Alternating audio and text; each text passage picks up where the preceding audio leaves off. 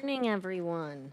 The May 29th meeting of the Select Committee on Families, Education, Preschool, and Promise Levy will come to order. It's 9:32 a.m. I'm Maritza Rivera, Chair of the committee. Will the clerk please call the roll? Councilmember Saka. Here. Councilmember Solomon. Councilmember Hollingsworth. Present. Councilmember Moore. Councilmember Strauss. Present. Councilmember Kettle. Here. Council President Nelson. Present. Vice Chair Rink. Present. Chair Rivera. Present. And we can reflect that Councilmember Solomon just joined us, so 9 council members are present. Thank you. All right, if there's no objection, the agenda for today will be adopted. Hearing no objection, the agenda is adopted. There's one item of business on today's agenda. We have a presentation from Central Staff on potential amendments to the Families Education. Thank our Central Staffer, Jasmine Marwaha, for coming to Council Chambers today to present. We will now open the hybrid public comment period. Public comment should relate to items on the agenda and within the purview of this committee. Clerk, how many speakers are signed up today? Currently, we have 4 in-person speakers and 2 remote speakers. Thank you. Can you please read the public comment instructions? The public comment period will be moderated in the following manner. The public comment period is up to 20 minutes. Each speaker will have 2 minutes. Speakers will be called in the order in which they registered. We will start with in-person speakers first and then remote speakers until the public comment period has ended. Speakers will hear a chime when 10 seconds are left of their time. The public comment period is now open. We will begin with the first speaker on the list. And the first in-person speaker is Mark Jacobson.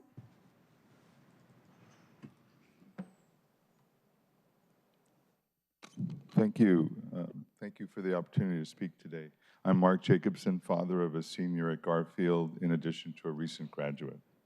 In the 2 years leading up to the removal of the SROs from the SPS schools, there was not a single violent incident of any kind at Garfield High.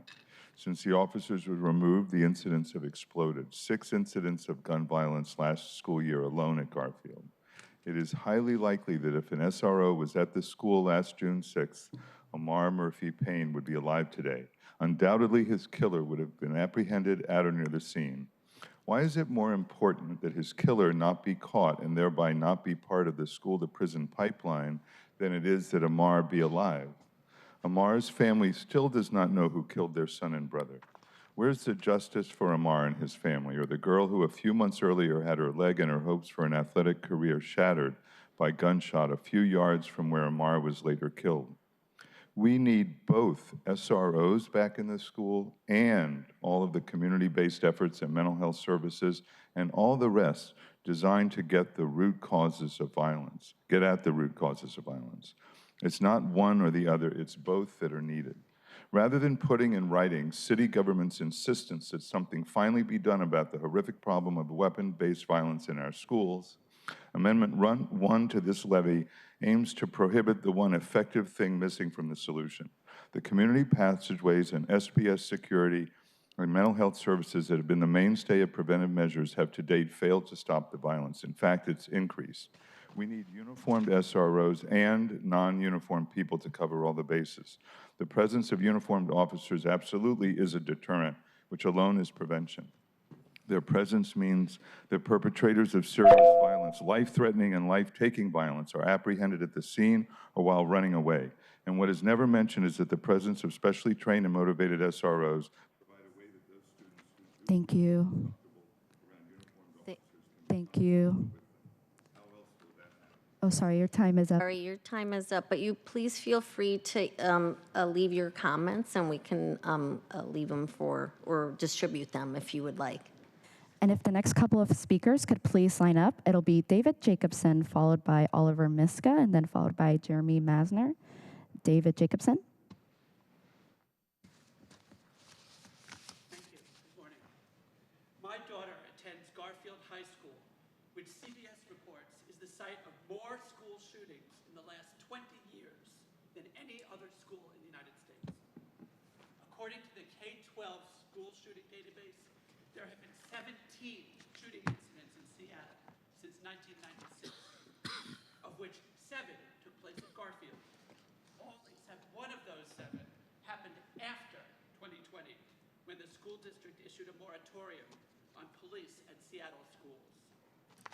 In my daughter's class alone, one student was killed and another severely wounded. We all know the tragic legacy of racism that continues to haunt policing.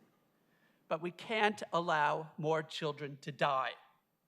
We need to bring the police back, but they should receive specialized training, and their roles should be clearly defined. We need a thoughtful, respectful police presence, not none at all. Like Officer Benny Radford, who used to patrol Garfield until 2020. Hearing about Amar Murphy Payne's death last year, he told the Seattle Times, "I should never have left. Those are my kids. That was my school." An officer patrolling the perimeter of Garfield could have deterred Amar's shooter, de-escalated the fight that caused the shooting, or captured the killer. That's why we need the levy to support both bringing back police and community-based efforts to end gun violence at our schools. Thank you. Thank you. Next speaker. Oliver Miska, followed by Jeremy Massner. Oliver, go ahead. Hi, good morning, members of the Select FEPP Committee. My name is Oliver Miska. I'm a Seattle Public School educator, an LGBTQ small business owner who substitutes at Garfield High School. I'm concerned. After a coalition made up over a dozen student, educator, and parent organizations, speak up, reached out to your offices to discuss amendments on the FEPP levy, only one of your offices reached out to collaborate. We also received notice that the deadline to submit amendments to the chair's package was moved to the Tuesday before this briefing here today. How do you expect students, educators, and parents to authentically engage in this process when at best there's a lack of transparency and at worst there's a bad faith effort to limit public input on a $1.3 billion levy to increase our property taxes? Don't get me wrong, we're in support of this levy, and we know that we need more resources for our schools. But y'all make it really hard to walk into the classroom and say that to students that democracy is alive and well in this country. We're asking for you to keep your promise to students, to end the school-to-prison pipeline, to keep our students safe, and to act in good faith to fully invest in these Black-led community solutions that clearly have a lot of work to do, but they need your support. We do not want punitive practices in our schools. They don't make students feel safe. We need restorative justice practices. And we need systematic change in our police department, especially after this weekend's attacks on our queer community. We long talked about community policing in this city, but right now there's a state law that is a ban on restricting residency for our Seattle police officers. Over 80% of our officers live outside of Seattle. We need to have your support in putting pressure on our state legislators to repeal that ban. Thank you. Thank you. Jeremy Massner. Good morning. I support this levy, but I oppose and I urge you to vote no on Amendment 1, clarifying principles for spending. The language of prioritizing addressing root cause and not contributing to school-to-prison pipeline makes it easier to object and hinder closer school-police partnership. I'm a supporter of restorative practices and community building. Those things are great. Police are part of that community building. And when you put this in the amendment, it's going to make it easy for other people to say, nope, we can't involve the police. The city council said that that's not allowed. Don't listen to the people who are privileged enough to come here and make time to testify. Listen to the people in the community. Listen to Principal Hart at Garfield High School. I assure you, he does not want a school-to-prison pipeline, but he has said in multiple public forums he wants closer partnership with the police and presence on campus. The Garfield High School PTSA does not want a school-to-prison pipeline, but their 2024 action plan calls for police partnership and presence on campus. The Latinx parents of Garfield High School do not want a school-to-prison pipeline, but in their 2020 testimony to the Seattle School Board, their representative said the consensus is to keep officers on campus. I'm a parent of a recent graduate of Garfield High School. This was my experience last year. You've heard about all the gunshots, all the violence on campus, students injured. This is what my family lived. I am supporter of progressive policies. I'm supporter of restorative practices.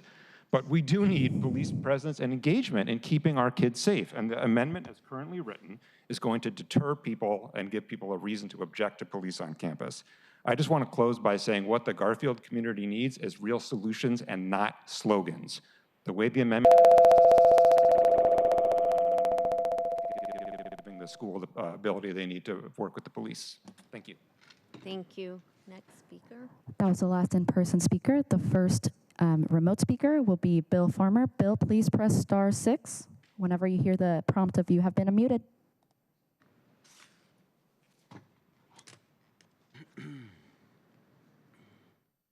Bill, please press *6. Go ahead, Bill. Hello, Bill Farmer. Thanks for the opportunity to speak. I'm commenting to encourage council members to support Councilmember Strauss's Amendment 6, which will fully fund Seattle Parks and Rec's environmental education program. The approved budget will end funding for the program in 2026. But the mayor has realized the importance of this program, and in working with Deputy Mayor Farrell, the mayor's proposed funding 4 out of the 9 historical staff positions in the FEPP levy. Amendment 6 will fully fund the EE program, which, if this does not go through, having only less than half of the positions, it'll be very hard to provide the level of service. So the environmental education program provides learning opportunities for youth and families, including many Title I schools in underserved communities. This provides outdoor learning in our local parks and has many mental health and physical health benefits, which the mayor and I think City Council are touting. So it's a very important program, and we really appreciate Councilmember Strauss's amendment, and that will restore this program, which is very valuable to many Seattle citizens. Thank you. Thank you. Next is David Haynes. David, please press *6.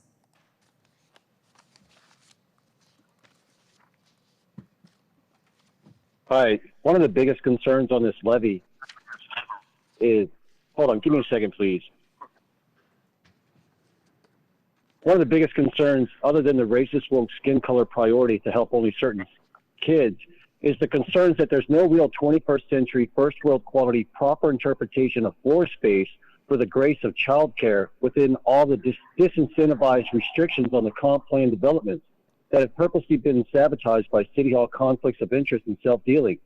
And the concerns that there isn't a legitimate vetting of child care technicians who know how to stimulate the child's intellect, instead of having a deregulated child care acting more like a neglectful babysitter in flawed floor plans where suspect small businesses look to finance their ill-suited home or piece of real estate slum ill-suited for child care that shortchange the child care, while parents are at work realizing Democrats cannot be trusted to educate their kids. Bringing us back to the reality, we need a 21st century first world quality housing and commercial building build-out without conflicts of interest and self-dealing by council working behind the scenes to lobby the ethics director to further undermine the integrity of the comprehensive plan so council chair can get away with selling out and backstabbing future and present generations with bad faith efforts to restrict the comprehensive plan to further oppress with the supply and demand squeeze, cheating multitudes of younger generations while virtue signaling how you only care for certain skin color, gender, and orientation kids of the future. Y'all need to sober up and disperse and purge all of the racist woke agenda that originated from bad policies from the previous council that you all were hired to get rid of, that you all are just furthering to conveniently button push voting blocks while the whole time undermining the integrity of the future with your self-dealing. You all should be investigated by the Department of Justice for your corrupt, white-collar criminalities. Shame on you all. Last remote speaker is going to be Louise Colzer. Louise, please press star 6.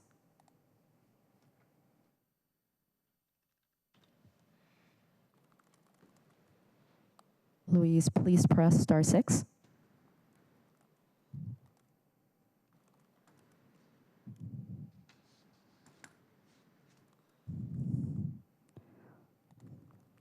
Louise, if you're here, please press star 6. Louise, I see you, but we can't hear you. Please press star 6.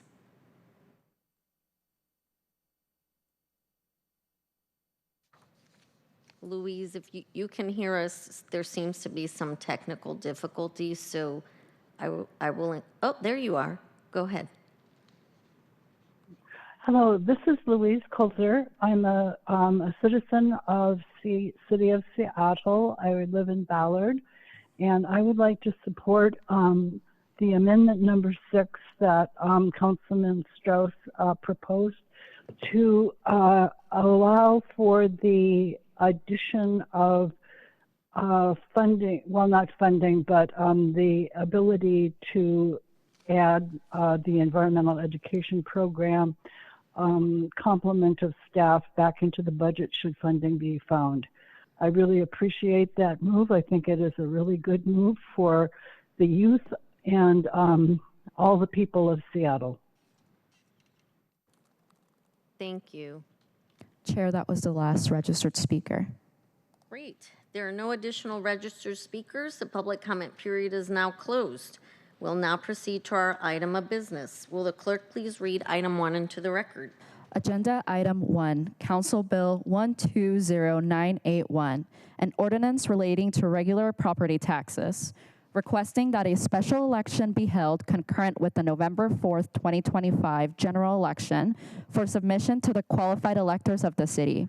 A proposition to lift the limit on regular property taxes under Chapter 84.55 RCW and to authorize the city to levy additional taxes for up to 6 years for the purpose of providing education support services designed to improve access to early learning, including childcare and preschool, academic, health, and safety supports for K-12 students, and college and career pathways for Seattle students, applying the exemption for low-income seniors, disabled veterans, and others authorized by RCW 84.36.381.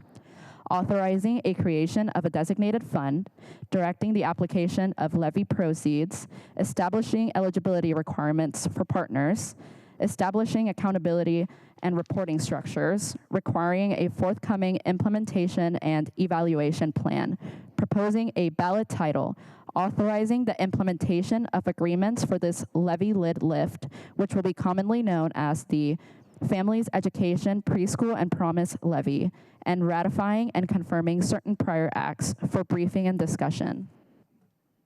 Thank you, clerk.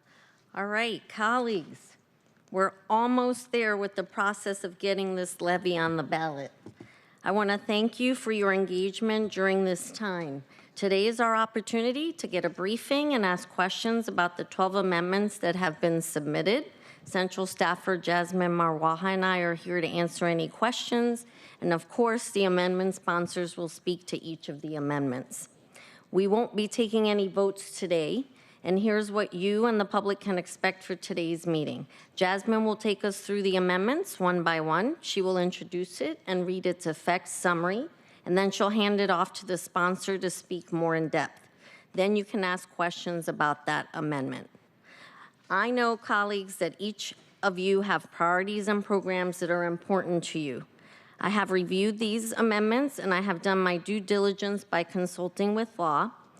It is clear these would be best included as part of the implementation and evaluation plan rather than at this stage.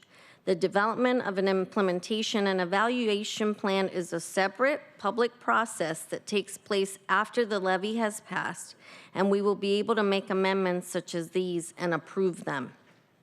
The Department of Education and Early Learning, which manages the FEPP investments, has not even begun the stakeholdering process that is critical to the implementation plan.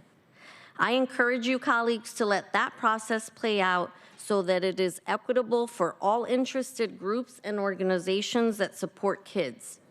This ordinance was designed to be broad, but with the 4 main buckets that past FEPP levies have contained, as I explained at our last meeting. When you call out specific group or investments now, it appears as though other groups or investments have been left out. That is simply not the case. We're not at that stage yet. And actually, I will take a moment to say that we saw this in public comment today. People are feeling like somehow this isn't a transparent process when in fact the department has not started the stakeholdering that they will be doing when they send us the recommendations for the implementation of these funds. So stakeholdering will happen. It will be a public process, and that is what the department always does. And I know that the executive and myself are very interested in making sure that that stakeholdering process does happen. At this point, we would essentially be starting to allocate funds within the buckets before the departments has even had the chance to do that stakeholdering and issue, as I said a minute ago, their recommendations. What we're putting forth for this levy at this stage are the 4 main and broad areas of investment, the details of which will always come at the implementation stage. Let's not put the cart before the horse. As I looked over the amendments, one important thing stood out. For 35 years, the Families Education, Preschool, and Promise Levy has been a levy to benefit kids and directly support their educational achievement. I want to preserve the integrity of this levy that Seattle voters value, trust, and have come to expect when they cast their vote. If we deviate from that, we would be changing the scope beyond the historical purpose of this levy, which would that might necessitate changing the ballot language, which would complicate the levy late in this process. I want to make one final note before we get started. As I have said, this levy is already more than double the current levy. I will therefore not be voting for any amendments that adds to its total. There's plenty of opportunity to express your policy and investment priorities in the implementation plan. Now I'll hand it over to Jasmine to take us through your amendments. Jasmine, can you please state your name for the record and we can get started reviewing these 12 amendments? Yes. Thank you. Thanks for being here. Yeah, good morning, council members. My name is Jasmine Marwaha. I'm on council central staff, and I'll be walking through the amendments this morning. So first up, we have amendment number 1, which would... And colleagues, we'll have Jasmine review it, then give that sponsor the opportunity to talk about it, and then I'll take your questions for that amendment, and we'll do that for each one. Thanks, Jasmine. Yep. Go ahead. No problem. So this amendment is sponsored by Councilmember Rink, and it would clarify that the priorities and implementation principles intended to be advanced by the FEPP levy would promote equitable access to services for historically underserved communities and ensure that safety investments in the levy prioritize addressing root causes of violence, non-punitive approaches, and do not contribute to the school-to-prison pipeline. The list of implementation principles is intended to provide high-level guidance to the FEPP levy investments. It does not bind the council to funding any specific services. This amendment would not impact the proposed property tax rate, nor would it change the expected revenues that the proposition is expected to receive. If the proposition is approved by voters, funding for specific items would be appropriated by council through the adoption of the implementation and evaluation plan and during council budget deliberations. That's it. Councilmember Rink, do you want to address your amendment? Thank you, Chair Rivera, and thank you for that overview, Jasmine. It's appreciated. As Jasmine stated, this amendment adds in the implementation principles of ensuring that we want to advance educational equity and increase access to services for historically underserved communities. We understand that safety is top of mind for so many students and parents, and this amendment ensures that we are addressing root causes of violence through non-punitive approaches. The school-to-prison pipeline is one that has enforced a history of systemic racism in this country. And we need to ensure that this levy is meant to increase equity and access for all students and not repeat mistakes of the past.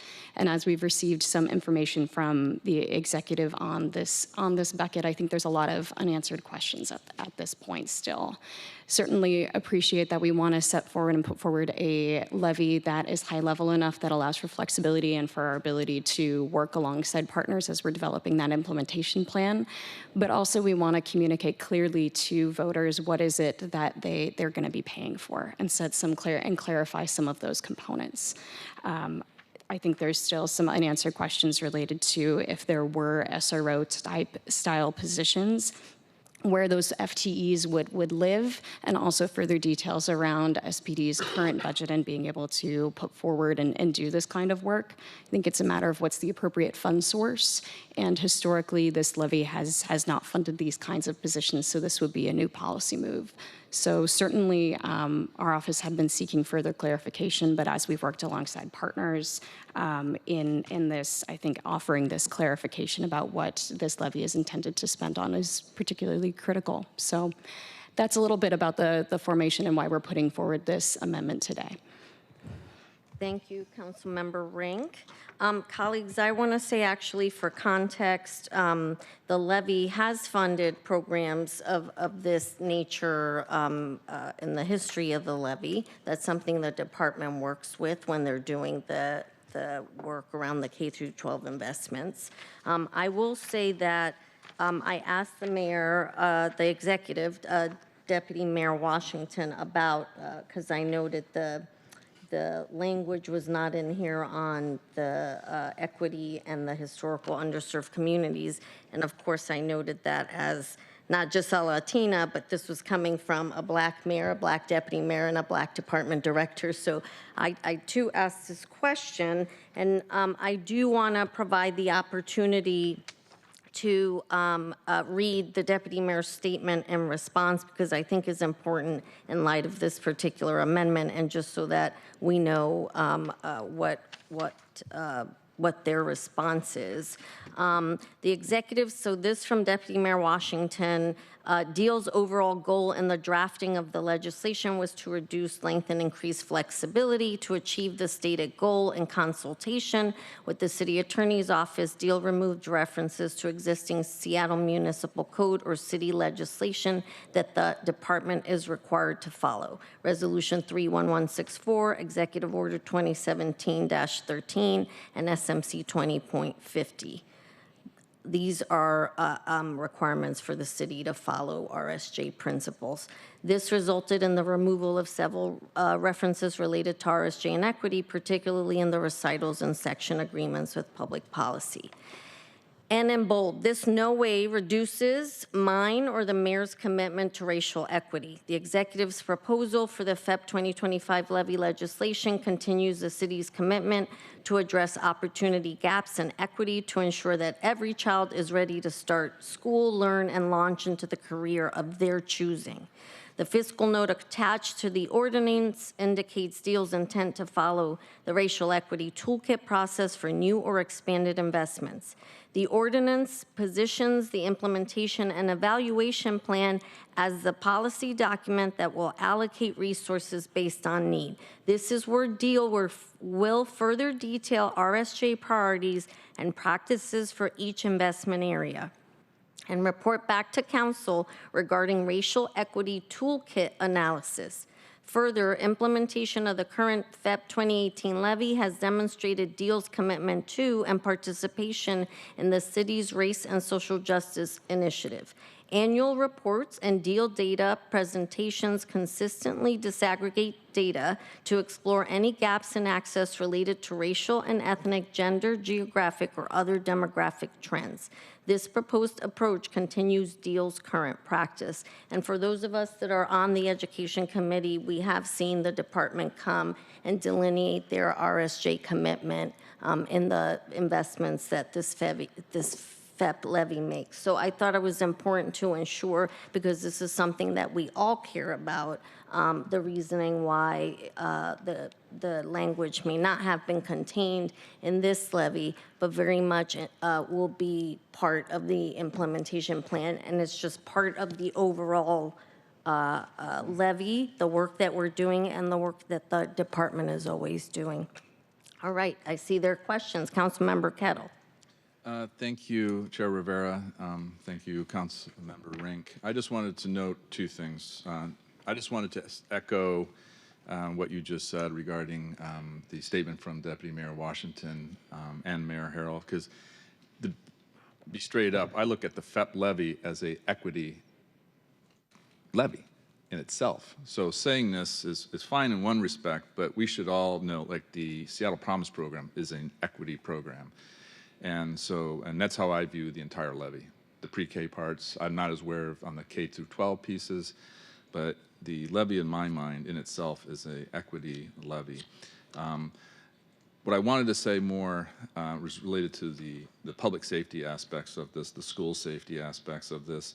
You know, there's a lot of things that can be done. Obviously, there's a history on the school district side related to this, but I just wanted to say that there's various measures that could be done kind of from a SEPTED kind of perspective that can be done to improve school safety. And I would add, and be straight up, school resource officers can also promote school safety. Like any program, the program done well furthers safety in our schools. And so we should not be tying the school resource officer program to the idea of a school to prison pipeline. So I just want to be clear on that. Thank you, Councilmember Kettle. I will say that, as I said earlier, this is definitely putting, the department has not had the opportunity to do the stakeholdering on this investment, so we don't know what they would be recommending. So to tell them at this juncture, without having had giving the public the opportunity to weigh in here, is, in my mind, of concern. So thank you for stating that. I agree on there is a place for all of it in the schools, particularly the schools and the student body that is in support. I understand there's others that are not, and that's why we need to do the stakeholdering so that we hear very clearly from community on what it is that they would like to see in terms of that investment, which I know is what the department is planning. Councilmember Strauss, I see you have your hand up. Thank you, Chair. I had raised my hand when Jasmine started her. Councilmember Strauss, I think we lost you. I see you on there, but we don't hear you, Councilmember Strauss. I'm sorry if I got cut off there. I have a sound transit meeting that starts in 10 minutes. I was wondering if the chair would be amenable to going out of order with the amendment so I could speak to mine today. Unless there's any objection, I'm fine with that. Okay, great. We'll do yours next, Councilmember Strauss. Are we? But I see there are more hands on this one. Can you wait till we finish all the questions on this particular amendment we're on now? Of course. Okay, thank you. Councilmember Hollingsworth?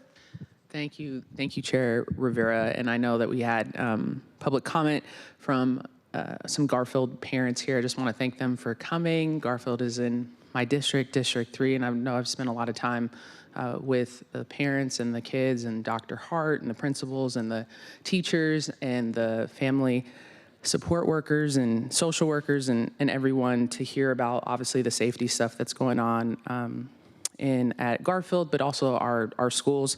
And so thank you, Councilmember Rink, for bringing this. I just want to state for the record that I do believe in the RSJ's initiative and the work that they're doing. I also believe that we should have, and I've heard from a number of people, that community resource officers as well in the schools and the relationship that they provide for the kids. I think it's an all-in-one approach, and I know that we've heard from a lot of the initiatives from RSJ folks. We just received an email from Community Passages and other folks that they do want, they do support officers in community resource officers in schools, and I've talked to a ton of parents, and I do think that's a key piece to this as well, to have the communication directly from, if something happens at the school, directly to our Seattle Police Department. A lot of times, there has just been a lot of miscommunication regarding, understanding, hey, is something going to go down? Is there an incident that's going to happen? And a lot of times those community resource officers prevent a lot of that from happening, staying on top of certain things, making sure that those kids don't get into the prison pipeline by addressing certain actions that happen. So I know that I don't want to view this amendment as one or the other. I know the spirit of this Councilmember Rank is, hey, I want to wanting to make sure that we are prioritizing all types of public safety things. So I don't know if that gets pitting things before, but I just wanted to say it for the record that I have heard from a ton of parents and a ton of people that community resource officers are needed in our schools, and also from kids themselves as well. So just wanted to state that. Thank you. Thank you, Council Member Hollingsworth. And full disclosure, you all know I am a parent of 2 kids who were involved in a school shooting where a child got shot and killed in the school. I believe that Ingram High School used to have a public safety officer, and I wonder if we had an SRO, would that have been a different outcome? And I have heard from grown-ups who have said, oh, there was a school safety officer in my school, and I had a relationship with that person, and that was very meaningful to me. So thank you for saying those words. And yes, it's not or. I'm not really sure why the conversation always veers to or. It's and. We need resource officers, and we need prevention organizations. It's not either or. Kids need all of it, and mental health for that matter. So anyway, Councilmember Rink. Thank you, Chair Rivera. I wanted to offer some closing thoughts on this, at least for today, as we continue the discussion, and then pass it to Councilmember Strauss to talk about his amendment. Sorry, Councilmember Rink, we have a couple more questions before. Can we take those questions, and then we'll get to your closing statement? Okay. Great. Councilmember Nelson. First, I have a question for our central staff analyst here. I think I remember reading an article in the Times, or I believe it was recently, on school resource officers, and I believe the article noted that it's the school board that makes that decision. Do you know who makes that decision?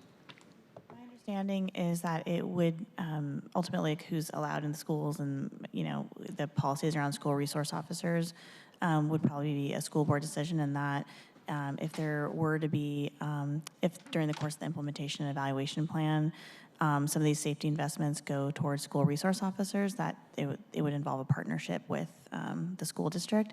However, there is, the way that bucket is framed, it says school safety in and around schools.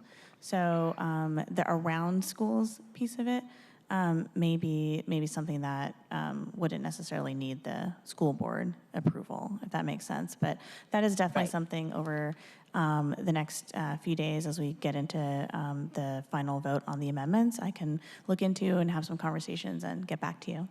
Right.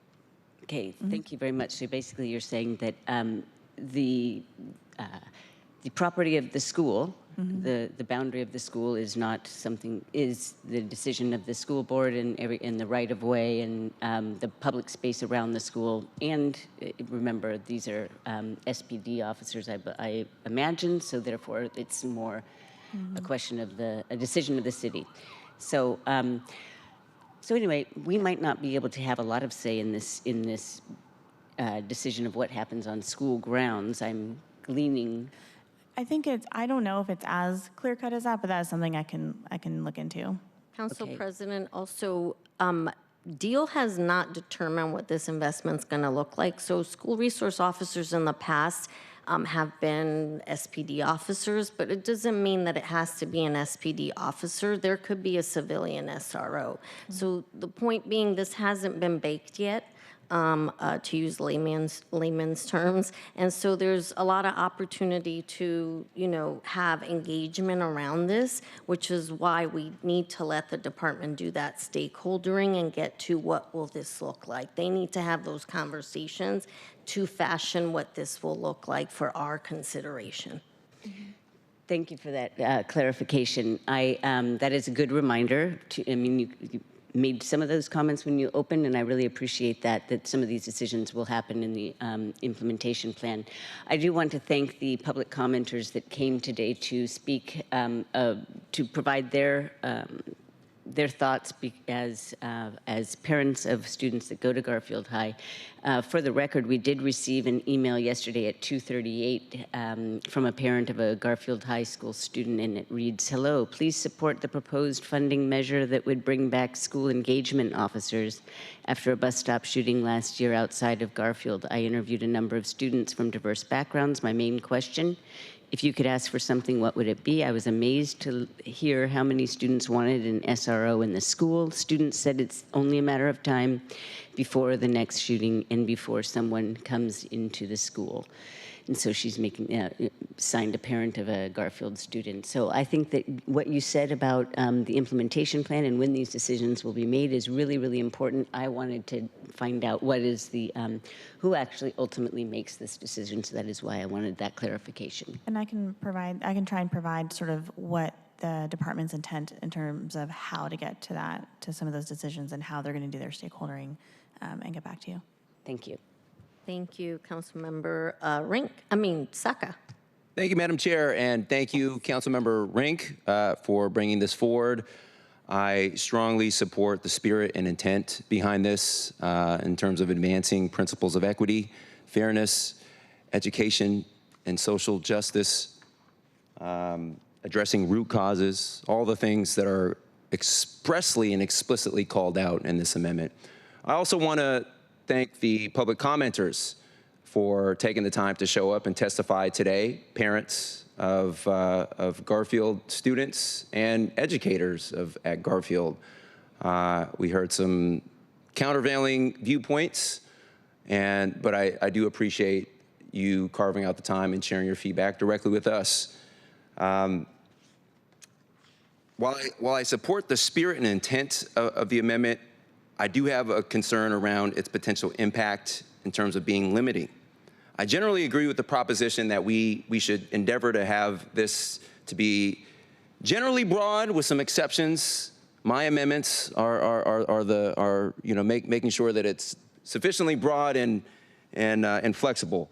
But to the extent we modify it, I think it should unlock additional opportunities, additional possibilities, add more flexibility. And my concern with this amendment right now is I'm not sure if it would do that. If anything, it strikes me as being a little more restrictive, a little more limiting. And I want to make sure we have full flexibility to make the best decision that includes community resource officers. I'm an unapologetic fan of the yes and approach to insert your issue, especially public safety. And I agree with, like I said, everything here contained herein, supporting principles of equity. But I would posit that it is not at all equitable to the family of Amar Payne Murphy that his killers are still roaming around free somewhere and his parents can't sleep at night knowing that. I would argue it's not at all fair or equitable. The parents of Mubarak Adam in my district, Seattle's first homicide victim in 2024. Chief Sealth International High School student, gunned down. Still don't know what happened. It's not equitable or fair to aggrieved families and families who deserve to be able to send their kids to school knowing in their minds and in their hearts that they're going to return home safely, untraumatized by shots fired and gunfire incidents.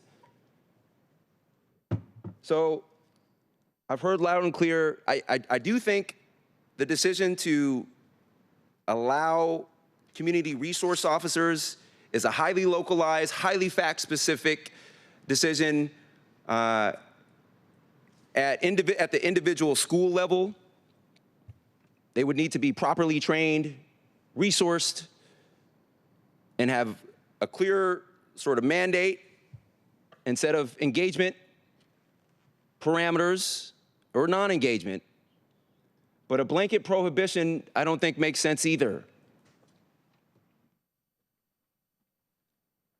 I've visited schools in my district, Chief Sealth International High School, West Seattle High School, Denny International Middle School. I've had teachers themselves pull me aside and say there's a lot of noise, there's a lot of feedback about we don't want police here. Let me tell you, I want police. I want the CROs back. I've heard from enough families, and as a public school dad of 3, counting my own, that they do need to be a part of a balanced approach to public safety. And my only potential concern with this amendment is it would limit future possibilities. But I do support the principles of equity and you know, kind of root causes contained therein. So, thank you, Madam Chair. Thank you, Councilmember Saka. Vice Chair Rink. Thank you, Chair Rivera. Jasmine, could you speak to just the matter? This amendment does not directly preclude SROs. Is that correct? That's my understanding, that it doesn't preclude them. Mm-hmm. Right, thank you. It's setting a goalpost and kind of setting a signal of kind of where we want to direct our investments, ideally towards non-putative. So I think just clarifying that for the record and for this discussion. Colleagues, even in this discussion, I think it's important to note that this is a heavy topic and one that warrants a lot broader of a discussion as we embark on the implementation plan in this process. And certainly want to bring in a number of the experts as we engage in the implementation plan process. I know our office has been in conversation with the Alliance for Gun Responsibility at Wablock, a number of organizations that do work trying to keep young people safe, especially as it relates to gun violence. And I think it's important to note that in addition to this amendment not directly precluding SROs, this amendment does not keep SPD from doing their jobs of keeping schools safe. There is a need for a presence of officers outside of schools. And looking at how we can move forward in trying to direct our investments towards supporting student safety is certainly something we support. And so as we continue this discussion, hoping to bring forward some of the continued data points that we've learned and can bring forward from the organizations we've been working with. But thank you for your engagement today on this topic, and I look forward to further discussing this with you all as we go through this process. Thank you, Chair. Thank you, Councilmember Rink. I understand while it doesn't preclude, it is setting a very strong signal that it is preferred not to be by having this language. So I look forward to working with you on these topics. And again, I've said it again many times, but this is why it's so critical to let the department do that stakeholdering during that implementation phase. Because I feel like we're having a conversation without the folks in the room who are the folks most impacted and the folks who have most of the expertise around this. And that is what the department would do in their stakeholdering process. Thank you, Jasmine. Councilmember Strauss, we'll get to your you have 2 amendments. Jasmine? Yes, so we'll jump to Amendment 6. So there we go. This amendment would add $679,000 annually, or $4.1 million total, to the expected revenues generated by the FEPP levy. This additional revenue would allow for further investments to support environmental learning programs for youth and families. As a little bit of background to this, the 2026 endorsed budget proposes to cut $1.09 million in 2026 for Seattle Parks and Recreation's environmental learning program, which would abrogate 9 positions or 7.35 FTE. The FEPP levy proposal transmitted by the mayor includes funding that would allow for $411,000 annually to be restored to create a new environmental learning program focused on youth, and an additional $679,000 annual investment would fully restore all 9 positions with an intention of focusing on youth and family programs. The estimated additional tax rate needed to allow for this investment would be 0.2 cents per $1,000 of assessed value, with an estimated average additional tax burden of $2.13 per year to the median value property owner, which I believe would be $1.1 million in property value, assessed value. To allow for, even though it's 0.2 cents additional increase in the tax rate, to reflect that there is some addition, this amendment includes a 1 cent change to the tax rate per $1,000 of assessed value. The final version of the bill for full council consideration will reconcile. If there are more amendments that add to the tax burden, we'll reconcile all of that and come up with a final number.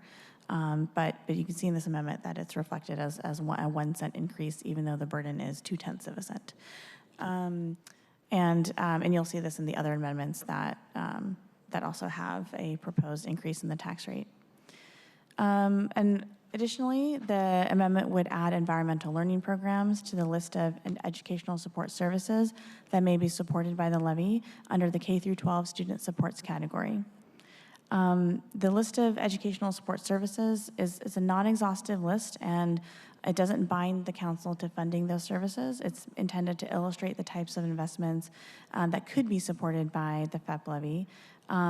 If this amendment passes, however, and additional revenue is raised, council's intent would be to use that additional revenue towards supporting environmental learning programs.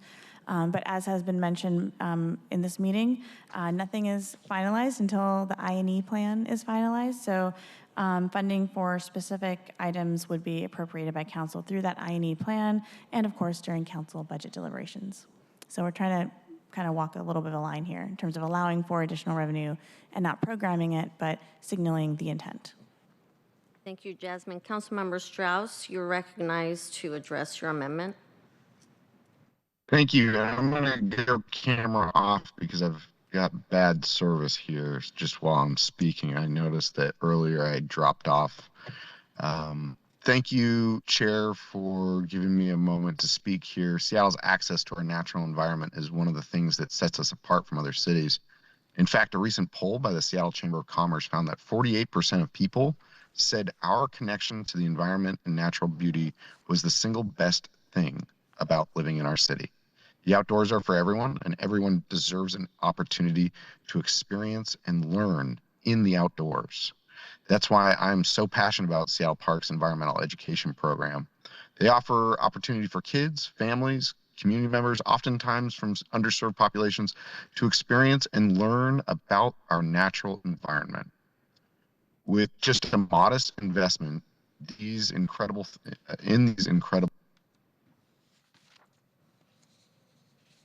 Councilmember Strauss, you dropped off.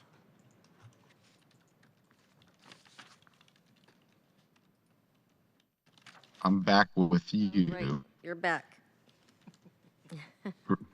Great. As I was saying, in 2024 alone, they hosted 5,383 students from 65 different schools for field trips, with large portions of those students coming from underserved schools. They hosted 38 public programs and walks in 20 different parks around Seattle, teaching members of the community about plants, mushrooms, birds, salmon, and more. They managed a team of around 100 dedicated volunteers who spent more than 4,000 hours for free guided nature walks and educating people about our outdoors, saving hundreds of thousands of dollars. Unfortunately, because of the Seattle's current budget situation, without this levy, or without this additional funding for this popular program is set to expire in 2025. I'm thankful for the mayor for including increased funding. We lost you again, Councilmember Strauss.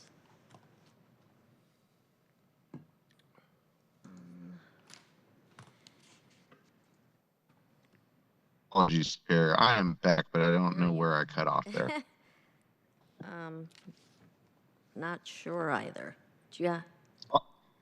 Yeah, well, I'll just say this is, I'm thankful for the mayor for including half of the funding. This amendment would restore the program entirely. It's a strong return on investment. And I know, Chair, you mentioned you won't be supporting any amendments that increase the cost of this levy, but I would ask you to evaluate this one and see if it is an exception to that rule, because it is an incredible return on investment and ensures that this program is with us for years to come. Thank you, Chair. Thank you, Councilmember Strauss. Colleagues, I actually reached out to the department on this to get some additional information. What is included related to the budgeting for this is what the executive and the department did was they pulled out the youth, since this is a levy for kids, they pulled out the youth components of that learning program. So what is being funded with the levy would be the citywide environmental learning programming serving preschoolers, K through 5, and teens. It's funding positions to do that work. What they didn't include were positions outside of the youth programs, which was basically operating the visitor center, which is not directly youth related. So I think the executive was very thoughtful to make sure that what they included was something that was really going to benefit kids in order to preserve the integrity of the levy, as I spoke to in my opening comments. So I think that is information that is important for us to have, because this is one of those areas where if this body decided to move forward, you are expanding the scope of this levy beyond its original, and historical intent. All right, colleagues, questions? Let me see, let me get to my, Councilmember Kettle. Thank you, Chair Rivera. I was going to start in a different way, but I'm going to start this way now. I have to respectfully disagree with the department on what you had just said, because they're not taking into account of what, yes, the individuals are direct, but what allows that to happen is that is the manager, is the person who allows that to happen. And further, that person also is the person who coordinates the volunteers. If you want a return on investment, RSOI, you support this, because that enables 100+ volunteers to support the kids. So with all due respect to the department, I disagree. And I support Councilmember Strauss on this, and this also highlights an equity piece. As you know, I was a stay-at-home dad before I took on this role as council member, and in itself, quite privileged to be able to do that. And I was quite privileged to easily go to the Environmental Learning Center over at Discovery Park. It was easy for me to go over to take advantage of what Discovery Park offers generally, but also the Learning Center. But it shouldn't be restricted to people like me who are in a privileged position right now. And this goes back to the point about this entire FEPP levy being an equity levy. And this amendment and the intent behind it furthers that. And so I will definitely be supporting Councilmember Strauss on this. And in terms of increasing it, the department should have had this included in the first place. So I just wanted to note those points. Thank you, Chair. Thank you, Councilmember Kettle. I will say that, again, I want to be careful to characterize the department. They're in the business of supporting kids, and so they included the pieces that were very youth focused, because again, this is what this levy does. So I don't want to leave it on the table that somehow they weren't doing their due diligence. I understand if you feel differently about that, we can agree to disagree, But I also want to say that the department and the executive was very thoughtful to make sure that what they included in this levy was definitely directly in support of kids. These are hard decisions, and so, they wanted to make sure that Chair. that historical piece was there. Just to follow up on that, so if we just support those 4 positions, not doing the direct management allows them to do their job, and those positions went away, then these positions would be orphaned. They wouldn't be able to do their job because the unit and in its entirety is not there. So for the unit to do its mission, for these people that we are supporting already, they need the other piece. To break out a unit that way, would end up having the remnants of it, if the rest of it went away, orphaned. And then they wouldn't be able to do their job. And then they would be in a position where, oh, those 4 have to go too. So again, and I understand, by the way, I fully respect Deal and all the work that they've done. So I'm not being anything like, I know I'm criticizing in a sense, but I 110% support the department. I support their work here. I'm just being specific to this point only. Thank you, Councilmember Kettle. Councilmember Strauss, if you're doing closing remarks, we have another question from Councilmember Moore that I'd like to take first. Chair, yeah, go for it. I'm just very late for this next meeting, so Councilmember Moore. yeah. I'll just say quickly, I think that we have to be, there are so many wonderful additional things that we could be putting into this levy. And the main thing that we want to do is make sure that the levy gets passed. And I think, so we have to be careful in what we bring forth for additional funding. And in terms of this is obviously a very important piece. I don't think anybody could argue that. The one thing that I would say in response, though, is that the executive made a decision to eliminate those 9 positions. The executive has the ability to add those 9 positions back in our budget. So I don't believe that this has to be funded through the levy. And there's so many critically important services that have to be funded through the levy. This is an important one, but it's an additional one. And I really think that the pressure should be back on the executive to add those positions back into the budget. There are many other ways in which we can find other savings. Thank you. Thank you, Councilmember Moore. Councilmember Nelson.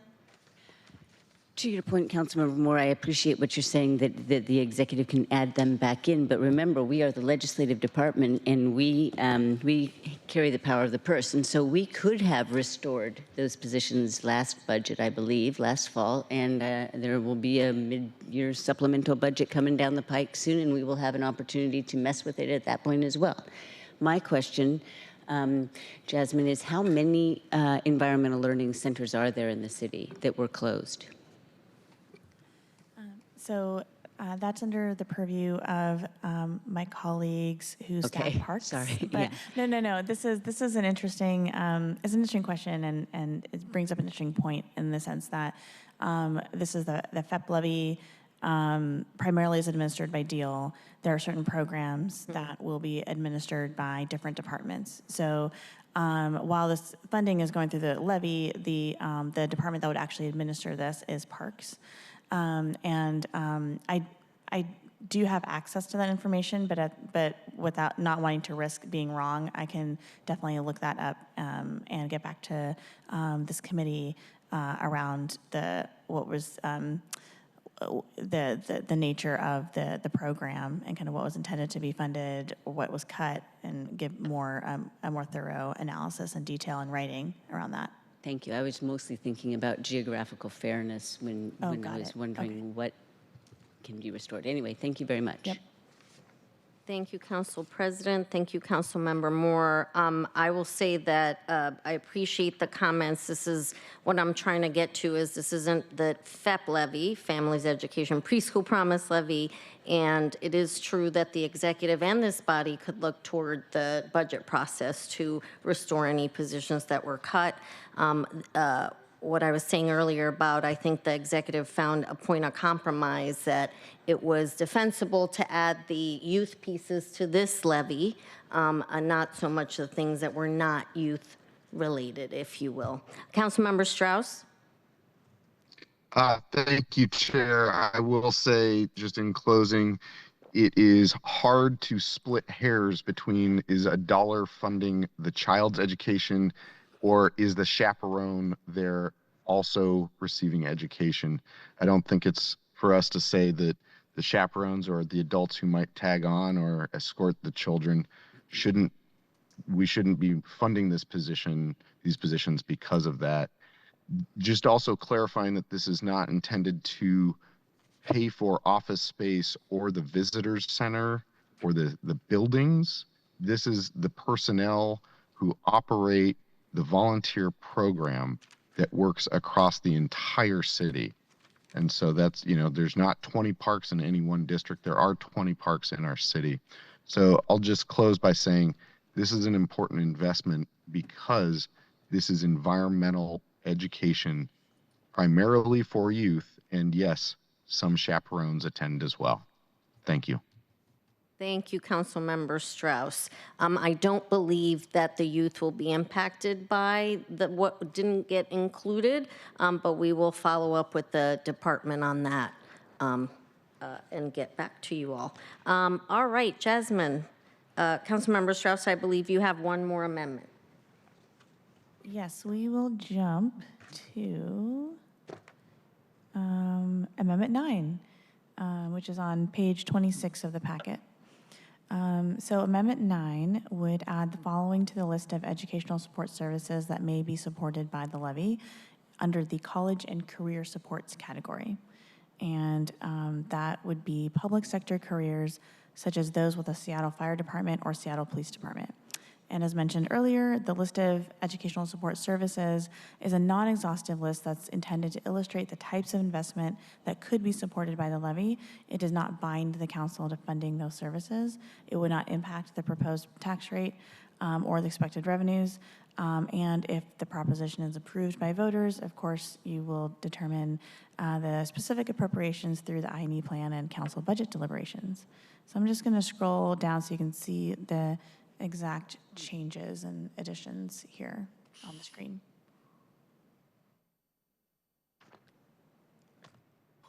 Thank you, Jasmine. Councilmember Strauss, do you want to address your amendment? Yes, thank you, Chair. It speaks for itself. I'll also just note that at the end there, it also says opportunities in the trades. The idea here is to set the goal of a middle school to career pipeline, middle school, high school, through the Promise program for opportunities to work with the Seattle Fire Department, Police Department, and in the trades. Thank you. Thank you, Councilmember Strauss. Colleagues, I must admit that I'm a little, and Councilmember Strauss, perhaps you could address this, confused by this amendment. The Promise program already does this, particularly fire. I think you've heard me say Chief Scoggins developed a curriculum for the colleges for a certificate program for fire. That's already available at the colleges. And I think you've heard me say that I've been working with Deal, and I actually had a discussion with the chancellor at the colleges to talk about possibility of doing something similar with the police department. It's a little trickier because this police department academy is statewide versus local, and so there's a lot to explore there, but that is already happening. And then, of course, the trades was already in here. So I'm not really sure what we're intending to do with this, Councilmember Strauss, as it's already happening. Is there something separate? Thank you, Chair. My intention here is to codify it in the legislation. Thank you. Thank you, Councilmember Strauss. Any Councilmember Kettle? Thank you, Chair Rivera. I understand your point. At the same time, it is helpful to, as Councilmember Strauss, to codify it, to put it in there, to highlight it, and to essentially promote it, because we are looking to diversify our police department and our fire department. And the Seattle Promise program is fantastic, and they don't have to have a dedicated program in order to join the fire or police department, even just an associate's degree or certificate programs can be very helpful in terms of drawing people to the fire department, for example, and the police department. And so I understand your point, 110%. At the same time, there's also value of really highlighting to people that this is a possibility when they may not have thought of it before. And of course, the trades is so important too. Definitely support that. Thank you, Councilmember Kettle. As you know, the path to trades was my thing that I really cared about the most. So trades was already in there. I will say you should also know that there are and we should feel great about this. The Promise program has it pays for retention specialists at the colleges that they work with the kids directly to identify things of interest and help them figure out a path, whether it's within the associate's degree or the trades. And so it's really a great benefit to the kids that are going through Promise to have that one-on-one counseling help in determining what it is of interest to them. And those retention specialists work with the kids to explore all the possibilities, including the trades. So I didn't know if you all knew that, so I wanted to make sure you did know that because the levy does include that investment already. So thank you. Any other questions about this? All right, let's move on to the next. Thank you, Councilmember Strauss, for joining. Maybe he dropped off. Jasmine? Okay, we're going to go back to amendment number 2. All right. The numbers are sort of in order of where it would fall in the ordinance. So we're going to go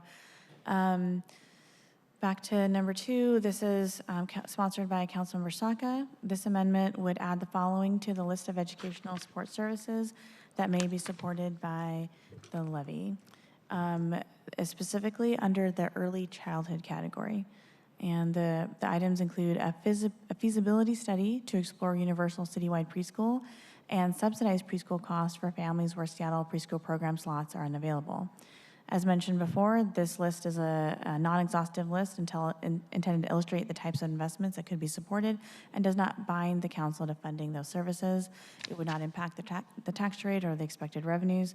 And if it's approved, if the proposition is approved by voters, funding for these items would be appropriated by council through the adoption of the implementation and evaluation plan or during council budget deliberations. Thank you, Jasmine. Councilmember Saka, would you like to address your amendment? Yes, thank you, Madam Chair, and thank you, Jasmine, for explaining the technical aspects of my amendment. And also, thank you, Jasmine, for working so closely with me in my office over the past few weeks, months, actually, and appreciate all your hard work and collaboration to help bring some of my policy goals and ideas to life, from just glimmer in my eye to full-fledged amendment. Here we are today. So in any event, colleagues, I'll try and be brief in the interest of time, but the research is clear. We've heard over and over and over and over again. The research is clear that kids that have access to early childhood education programs and preschool, that they're in these programs rather than being babysat by a daytime soap opera or who knows what, any number of things. But kids who have access to preschool programs, they do better in life than those that do not. We all talk about the importance of prevention, crime prevention, and this and that.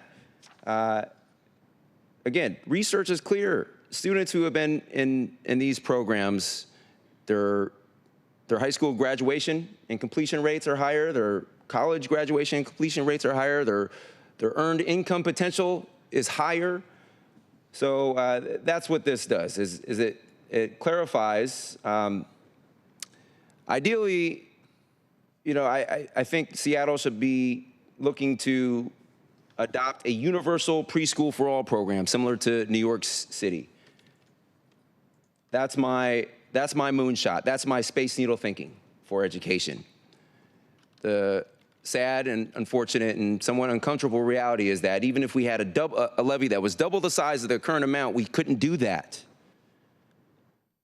But we can take initial steps to lay the groundwork to build the next futuristic space needle, so to speak, in the education context. And this would unlock and clarify that a feasibility study for universal preschool would be authorized and with respect to subsidized preschool costs for families where the Seattle preschool slots are not available. This is all about choice for parents and families. Not everyone lives close to an SPP provider. Not everyone is comfortable with those choices. Sometimes at-home providers make more sense to a family for any number of reasons. We know that certain providers have satellite campuses or that are at home in at-home facilities, which might be a better choice. So anything we can do to support kids, get them more enrolled in preschool programs, lay the groundwork for universal preschool for all, and subsidize and support and ultimately make sure they are thriving working families. That's what this is about, and thank you. Councilmember Saka, and you and I have had many conversations. We share a passion for early learning, so thank you for your comments. Colleagues, any questions? All right, Jasmine, next. Okay, let's go to Amendment 3. This is also sponsored by Councilmember Saka. This amendment would add the following to the list of educational support services under the K through 12 health and safety category. That would be after-school programming for at-risk youth. As I've said before, this list is non-exhaustive, intended to illustrate the types of investments that could be supported by the levy, does not bind the council to funding those services. It would not impact the property tax rate or the expected revenues, and specific funding for items would be appropriated by council in the I&E plan or during council budget deliberations. That's it for me. All right, thank you, Jasmine. You are recognized, Councilmember Saka, to address your amendment. Thank you, Madam Chair. And another amendment that expands possibilities, and also another amendment that is cost neutral. This helps us address root causes, focus more on prevention, and we know that we need more after-school programs for kids. We need more constructive, productive places for kids to engage in positive activities. And I wouldn't say we currently have a dearth of programming today, but we need more. And in my district, for example, colleagues, you all know it's always been that case, unfortunately. But it seems like right now, in particular, there's a rise in gun violence in the North Del Ridge, High Point, and Snake Hill neighborhoods. And it's for a variety of factors. And one of them is the environment. I'm told by SPD, Greenbelt area makes it more susceptible to people taking pop shots and targets of opportunities and not shooting at anyone, just shooting into green belts and green spaces. But the other is gang violence and youth-led gang violence. And SPD, I'm told, has made at least one arrest to address one of the shooters earlier this year in High Point. Teen shooter. And so this is about intervention and making sure that we provide more opportunities, again, for our youth who are our future. And we want our youth to be the best that they can be in life and thrive. And we don't want them to be shooters. We don't want them to be subject of SPD investigations and arrests. This just clarifies the importance of after-school programs for youth who need it most. Thank you. Thank you, Councilmember Saka. And you'll be happy to know that so many of these investments in the current levy support programming for at-risk youth. So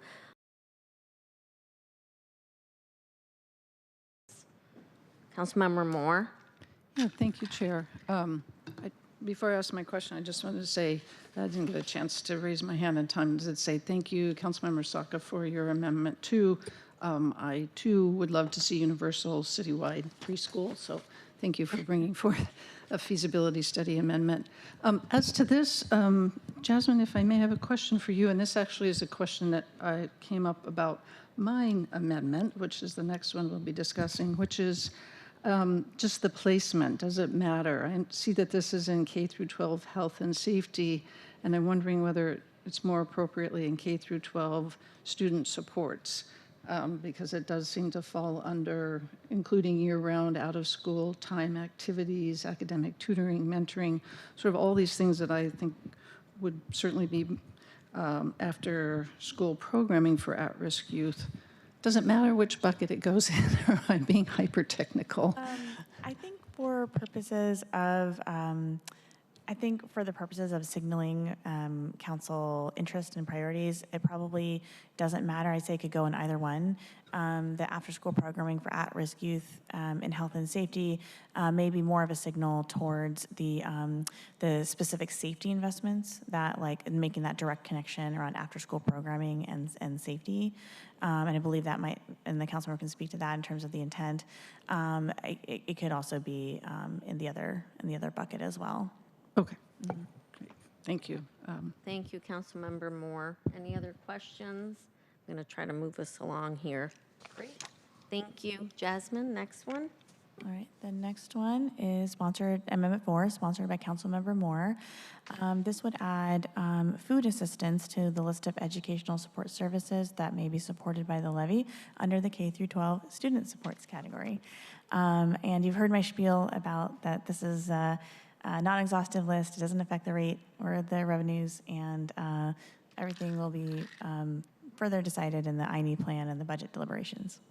Thank you, Jasmine. Councilmember Moore, you are recognized to speak about your amendment. Great. Thank you very much, Chair. And also, Jasmine, thank you so much for your help with this amendment and some of the others that didn't go forward at the last minute.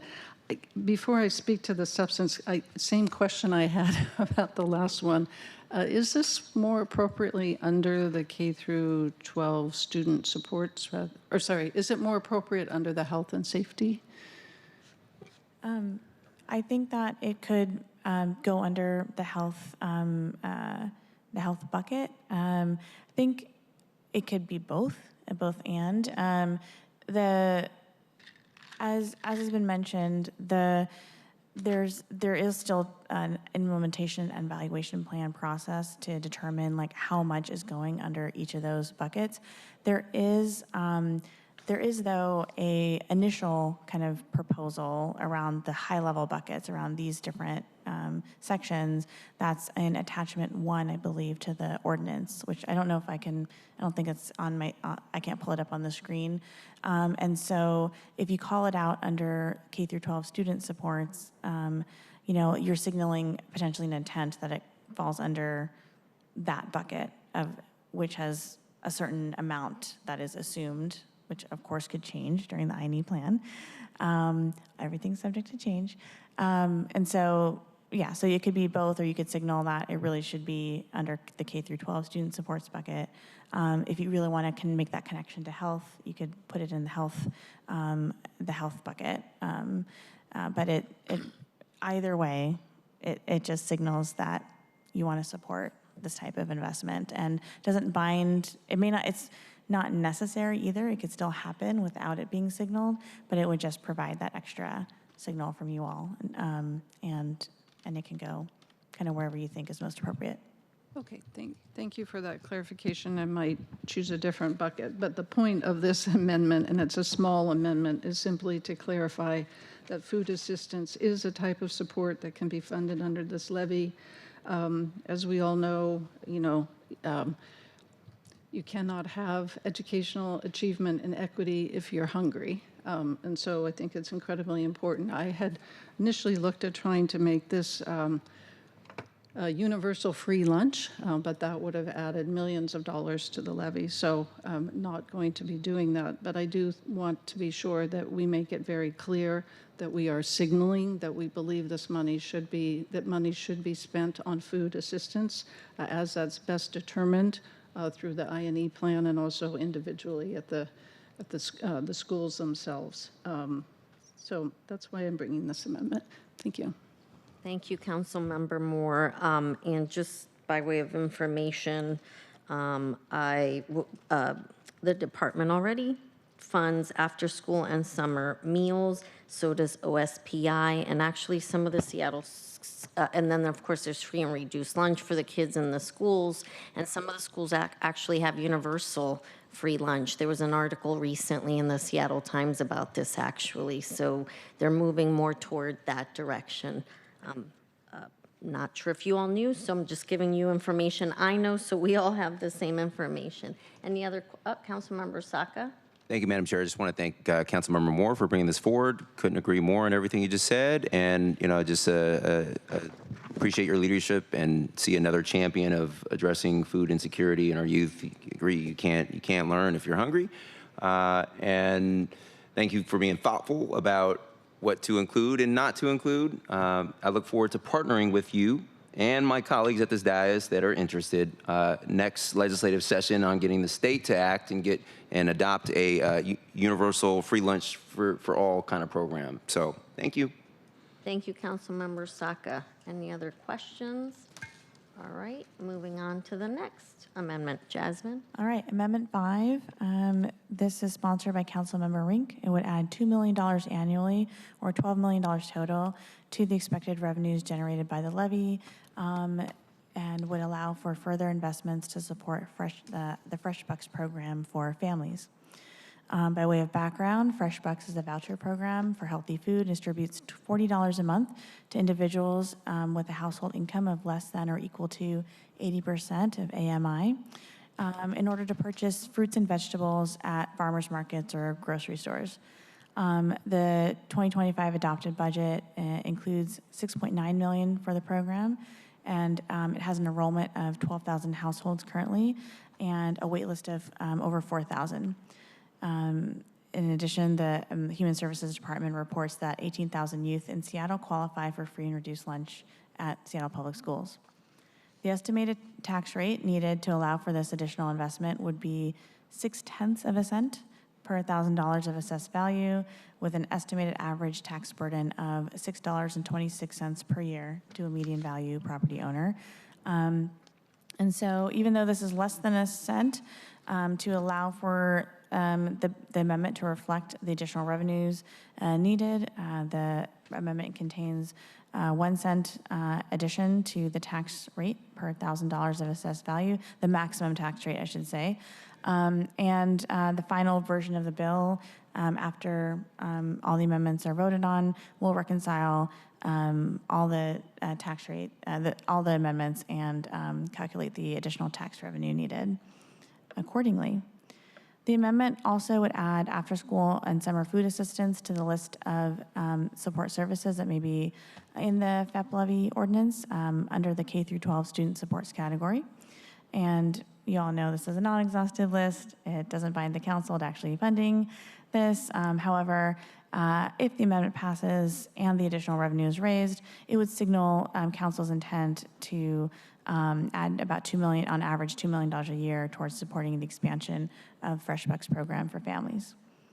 And of course, the actual appropriation would happen in both the I&E plan and council budget deliberations. Thank you, Jasmine. Vice Chair Rink, you're recognized to address your amendment. Thank you, Chair Rivera, and thank you for that overview, Jasmine. Colleagues, this amendment adds to the Fresh Bucks program, emphasizes the need for students to receive after-school and summer food assistance.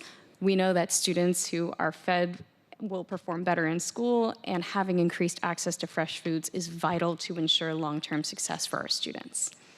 A few weeks ago, we received a brief Sustainability City Light and Arts and Culture Committee. It's important to note that food prices rose 23.6% from 2020 to 2024, with healthy food costing double that of unhealthy foods, according to the USDA. This has increased the need for food assistance, and participation in SNAP across King County rose 18% between 2022 and 2024. And we are anticipating cuts to SNAP and other federal food and nutrition programs. As was stated, 12,000 households are currently served by the Fresh Bucks program, which offers a $40 monthly benefit to households that are at 80% AMI or below. And currently there are over 4,000 households on the wait list. Fresh Bucks is currently funded through the sweetened beverage tax and general fund dollars. It does not rely on federal funding. And only 6 city staff support this program. So serving 12,000 households with the power of just 6 staff members, it is an incredibly lean program that the city operates. Fresh Bucks has a presence in every single district across the city. It is a program that is supporting poor kids, families, and adults across our city. It also invests in our local food economy, with customers spending Fresh Bucks benefits at over 40 local retailers, including 8 locally owned independent grocers, 17 farmers markets and farm stands, and 16 Safeways. The program, an amendment, has a $7.71 million impact on the local economy, and a $535,000 impact that is spent at farmers markets and independent grocers. Last week, I was visiting with Family Works in District 4, and one of the things that came up in our discussions with this critical service provider that serves many families across the region is just how many of the families that they're serving that are on the Fresh Bucks wait list. And we've learned, not just in the Sustainability Committee, but also in the Housing and Human Services Committee, as we brought in some of our food justice partners serving the region in the Meals Coalition, as well as in the Federal Administration and Policy Changes Committee, how much our food systems are being affected right now.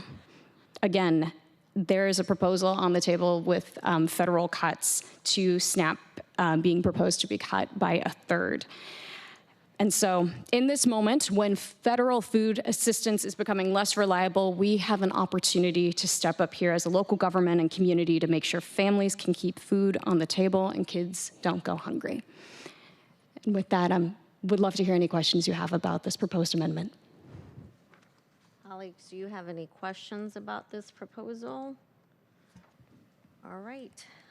My comment about this proposal is Fresh Bucks is a program for individuals and families. It is not a program that is just for kids and their families. So this is a similar concern about adding something to the levy that is not kid-related necessarily in the way that it is crafted. And because Fresh Bucks is not, it is actually out of the Office of Sustainability and Environment, and has not been paid for with levy dollars. So this is where we might have to consider then changing the ballot language to make sure voters understand what the investment is. And so I just want to flag this because this is the concern about this particular Fresh Bucks program.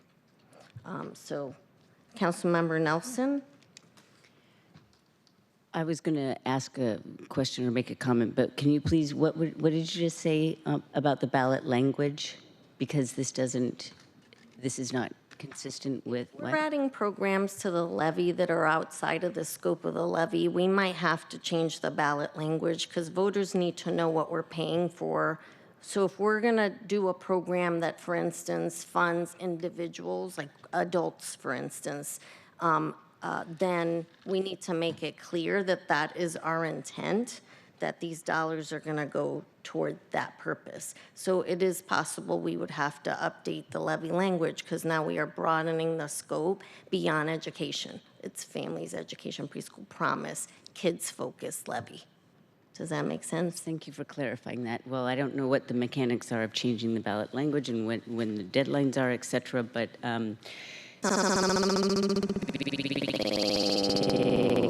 law does, and we'd have to work with law on that.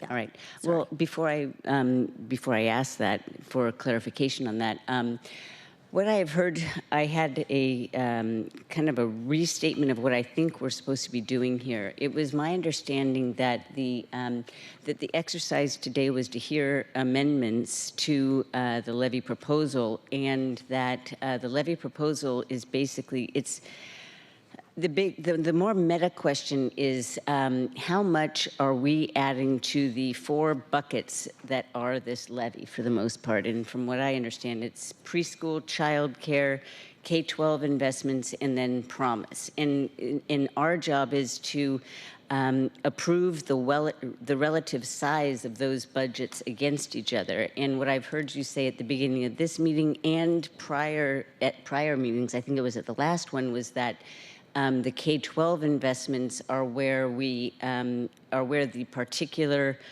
the specific investments of that pot of money are, correct? I mean, there are 4 buckets. This levy language was written to be high level because the stakeholdering and all that work needs to be done. In any of those buckets, the implementation plan will detail what the investment is under each of those 4 buckets. It's just that childcare is childcare. Everyone knows what that is. Right. Preschool is preschool. Everyone knows what that is. And the universal promise, everybody knows what that is. So K through 12 is where there's more, I think,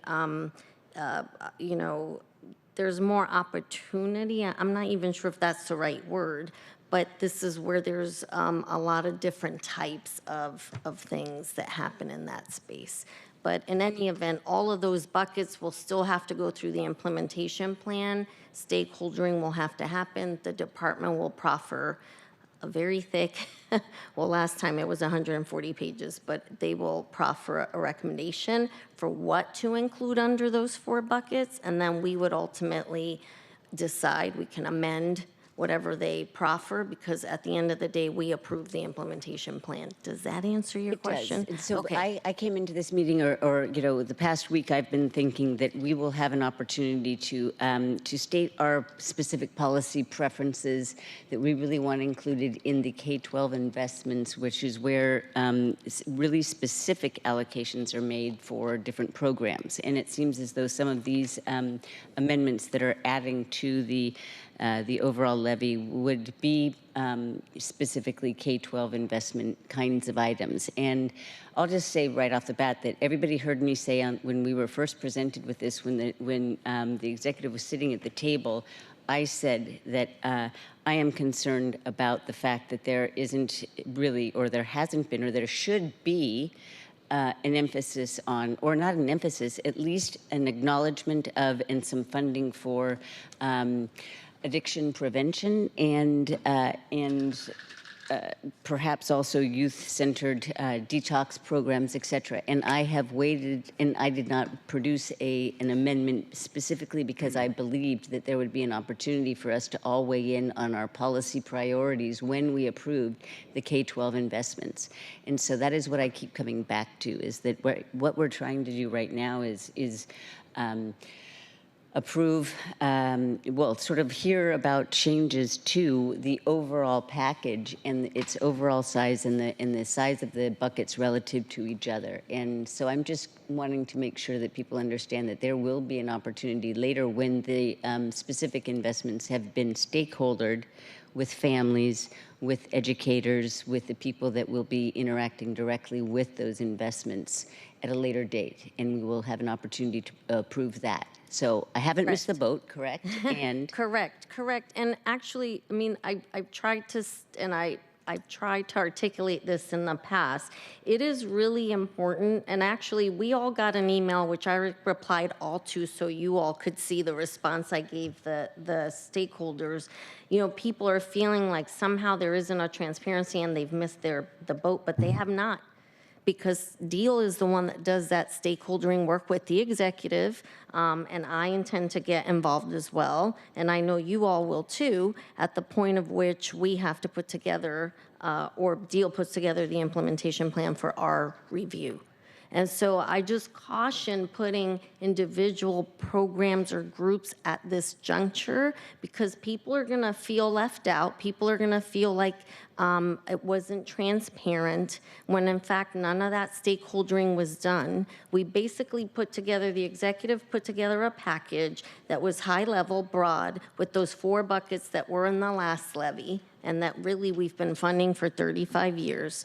And then the implementation part is the part where we're gonna be really getting into the weeds, if you will, of those investments. And I don't want the public, any group, a particular group, to feel like somehow they have missed out because they haven't. Right. Okay. Thank you very much. Yeah, thank you, Council Member, or Council President. Councilmember Moore?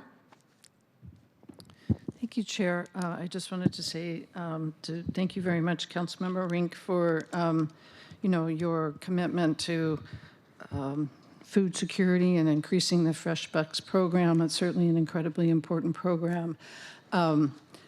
Again, I don't feel comfortable increasing the size of this levy, even though we have incredible needs. But I just want to put a plug in there again, that last year when I brought my capital gains proposal, it was to put money for rent assistance, for home ownership, and for food. I've mentioned that I'd like to bring forth a capital gains proposal again this year. I've approached Chair Strauss about bringing that through his committee and have yet to hear a commitment from him to hear that bill, but just want to continue to emphasize that there are other options in which we can raise revenue for food and directly address food insecurity across the spectrum and target money to that particular issue. And that's I would love to work with my colleagues on that, and that's where I continue to remain focused.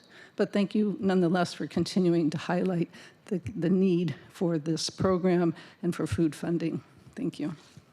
Thank you, Councilmember Moore. And colleagues, I mean, let me just say, I'm not trying to discourage these. These are all important investments that I think across the board we all agree on. It's whether or not they should be included in this levy, given its historical focus over the 35 years and what people have come to expect. And it does not fund adults, for instance. And so if that's what we're intending to do, then the budget process, to your point, Councilmember Moore, is a better place to consider these investments and not this levy, because this is where we don't want to be getting in a space where we might have to ask law about tweaking ballot language to then make it clear that this is not just for kids, but it could be for adults, for instance, or some of these other things that we fund that are not really focused on youth, that are important investments, but are not necessarily focused on youth. So thank you, Councilmember Moore. Councilmember Rink? Thank you, Chair Rivera. Understanding that our task at this stage of the levy process is really discerning what is the levy size that we want to put before voters. Yes, this amendment does seek to grow the levy investments a little bit to allow for more investments into food access, and providing some specificity around that specific to the Fresh Bucks program is a policy decision, and it's one that I'd like to put before this body. I do want to note, to clarify for the record, it is our office's working understanding that the program can distribute Fresh Bucks to kids paid for by this levy. It's a program design matter that can be figured out. So I think from a implementation level, we can really focus the investments again on kids and families to address the issue that you've raised, Chair Rivera, about spending towards adults. We can address that on the staff level by directing those funds to just serving families. So that has been our office's working understanding. Thank you. Thank you, Councilmember Rink. Sorry, so just to clarify, you're saying you were looking to ensure that the money's going to the kids and families with kids? Sorry, I don't want to misstate what you just certainly. It is our office's working understanding that we would be able to work with the department to ensure who may be on the Fresh Bucks wait list right now. Thank you for that clarification. Colleagues, any other questions? All right, Jasmine. Colleagues, thank you for sticking with us. Yes, okay, we can skip number 6 because we already did that one. Amendment number 7. This is also sponsored by Councilmember Rink. It would allow for additional investments in restorative practices, specifically $1 million annually or $6 million total to the expected revenues generated by the levy. And this revenue would allow for investments in restorative practices.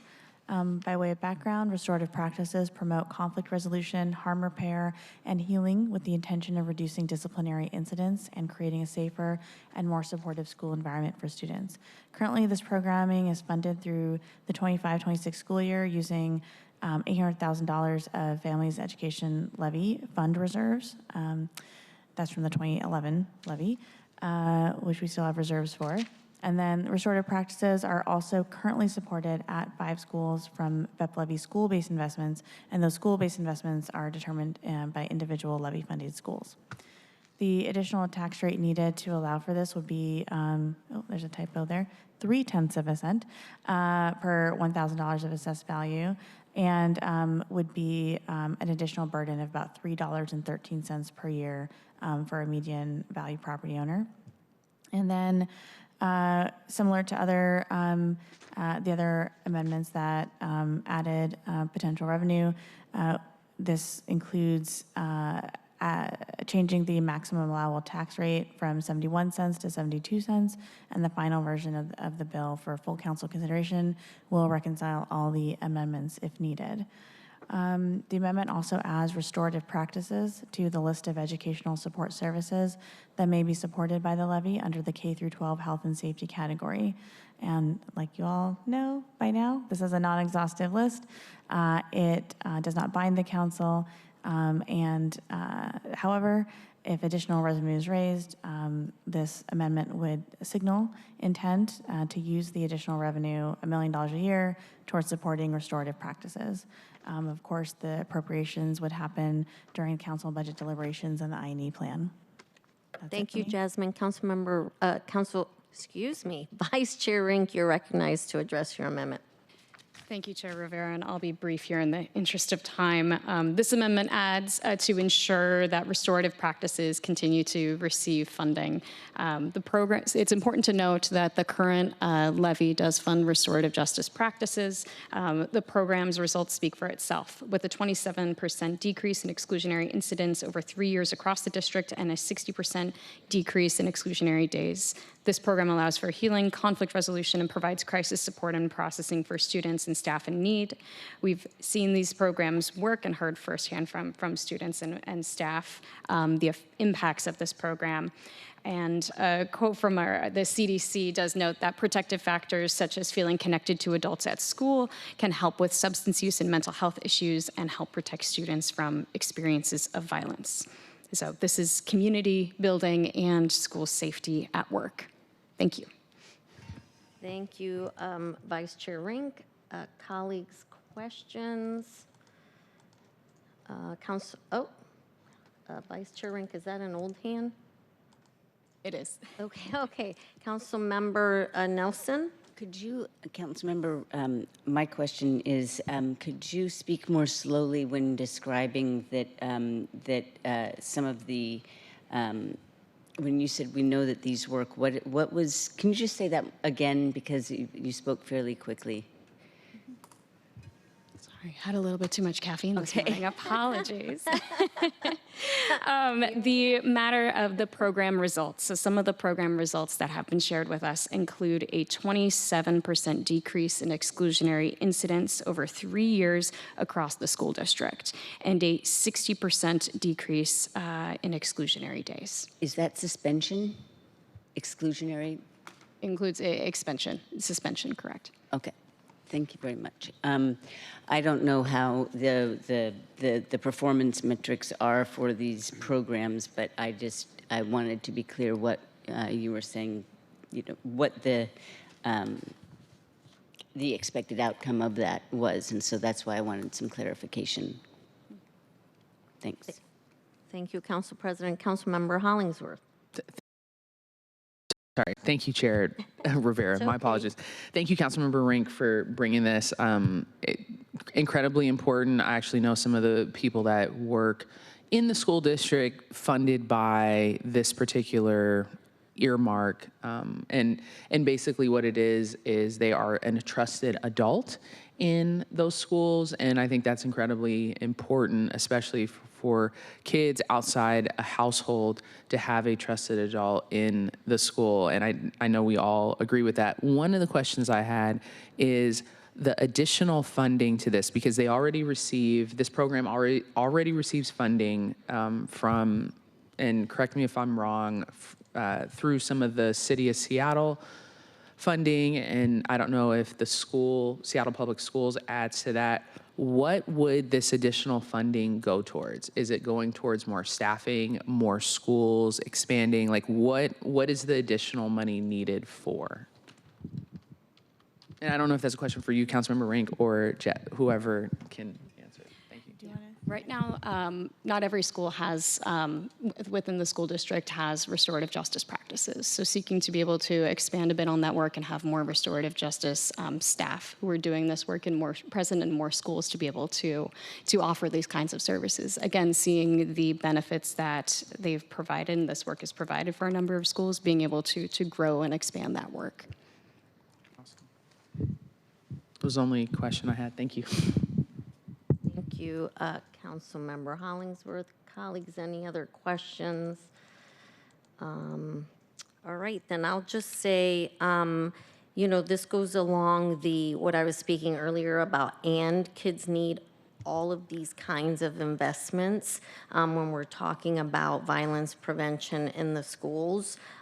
So all of these are important investments. I will say, again, as I said with other programs, we would be earmarking for a specific purpose, and we haven't done that in this levy. So it just, again, makes people feel like their thing is excluded when this particular amendment can just be added to the implementation plan at that stage, rather than adding it here and just earmarking one thing when all these other programs also want to be recognized in the levy. So I will just say that about this. All right.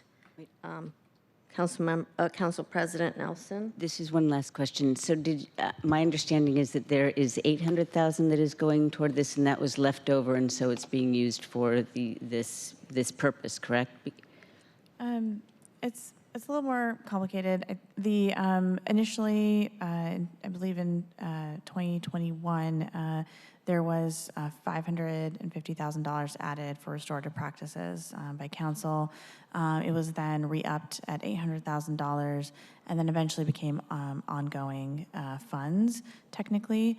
And then in this last budget process, it changed from ongoing general fund to a one-time families and education levy reserve at $800,000. So essentially for the past few years, this has been funded in some way, mostly by the general fund, and this year from the families and education levy reserves. So that's the $800,000 piece. Okay, and I was only asking because of a couple weeks ago when we were hearing from public comment, I did look up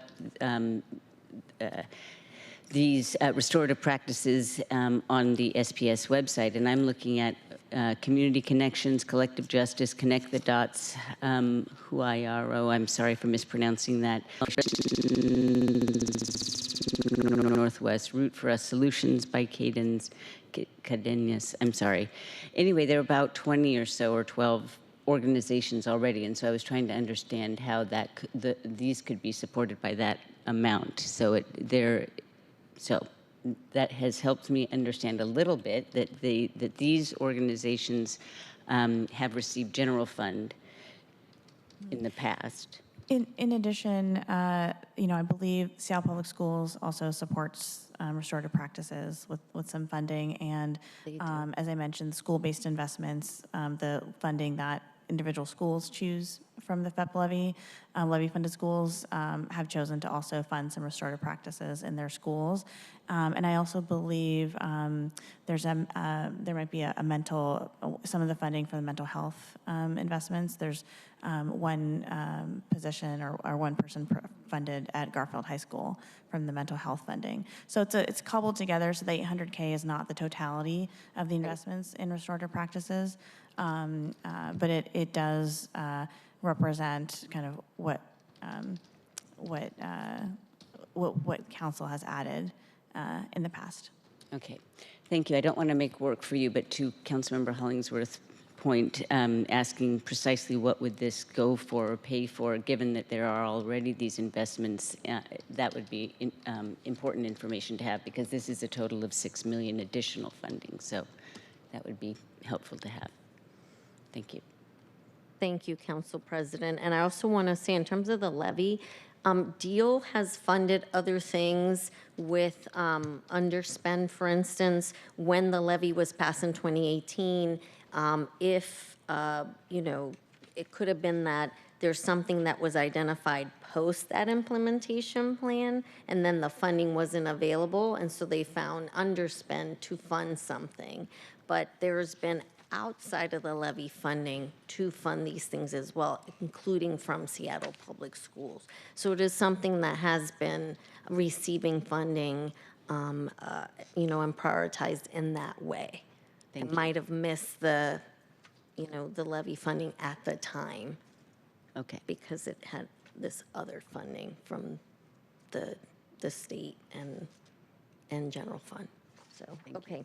Thank you. Any other questions? Otherwise, moving on. Jasmine.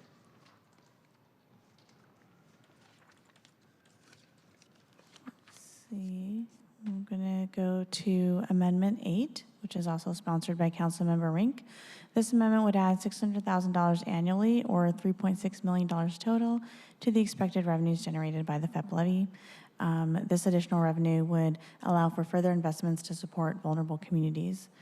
The additional tax rate needed to allow for this investment would be 0.2 cents per $1,000 of assessed value, with an estimated annual tax burden of $1.88 per year to the median value property owner.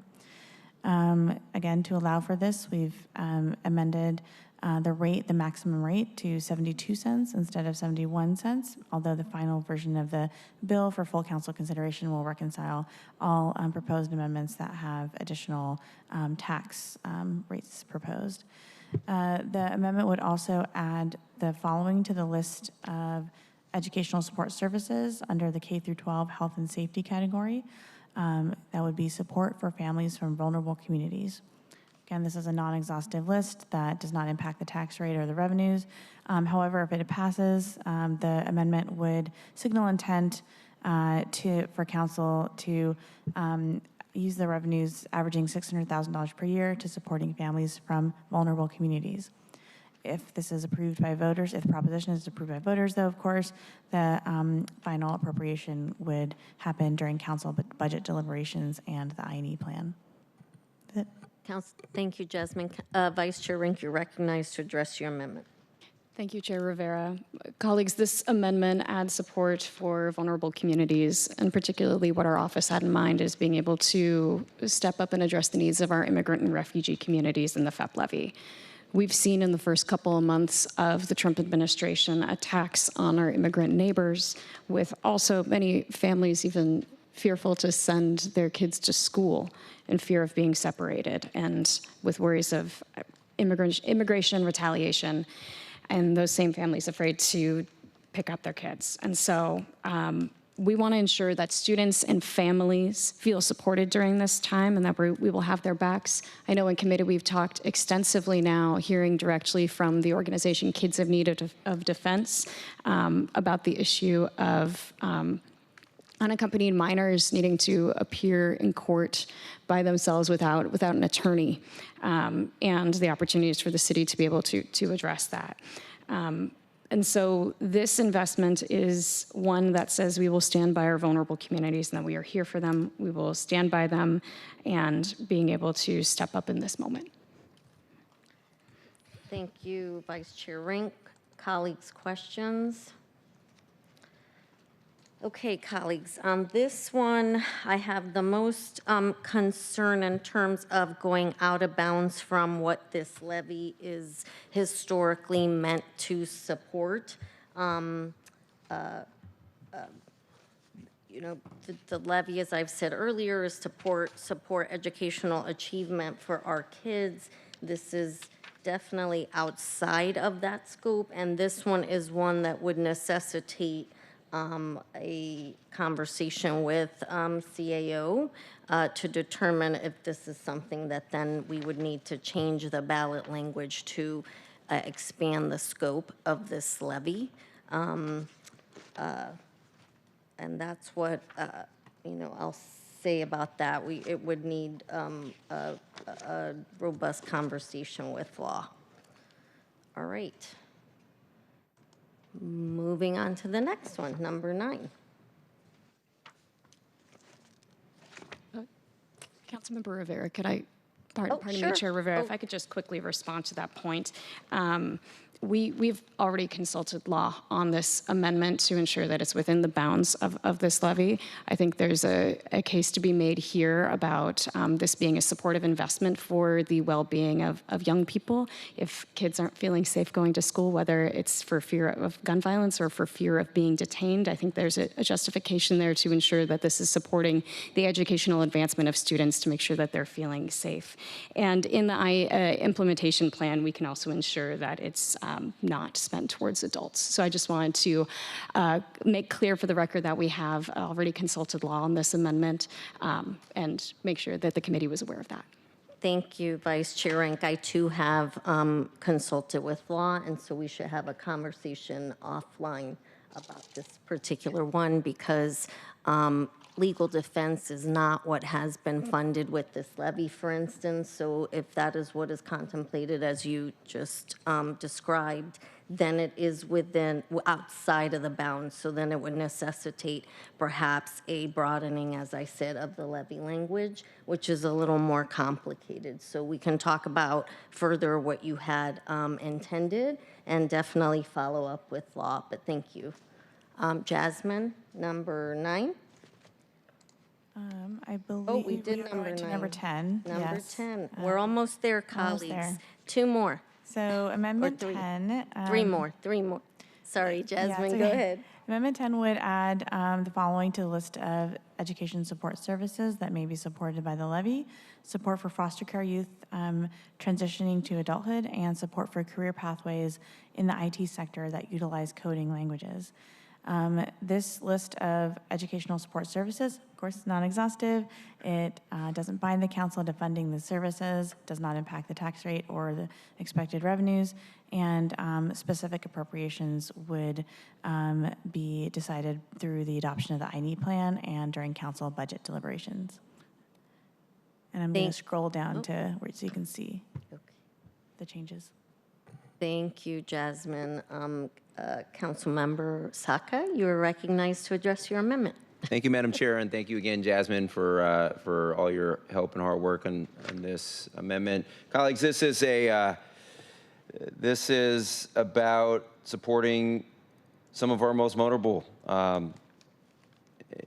and foster youth. A few weeks ago, as you'll know, we did a proclamation to support foster youth and the people that work in the foster care ecosystem of providers. And so this makes sure that those words, important words, and statement of values on paper are actually backed by tangible investments in dollars.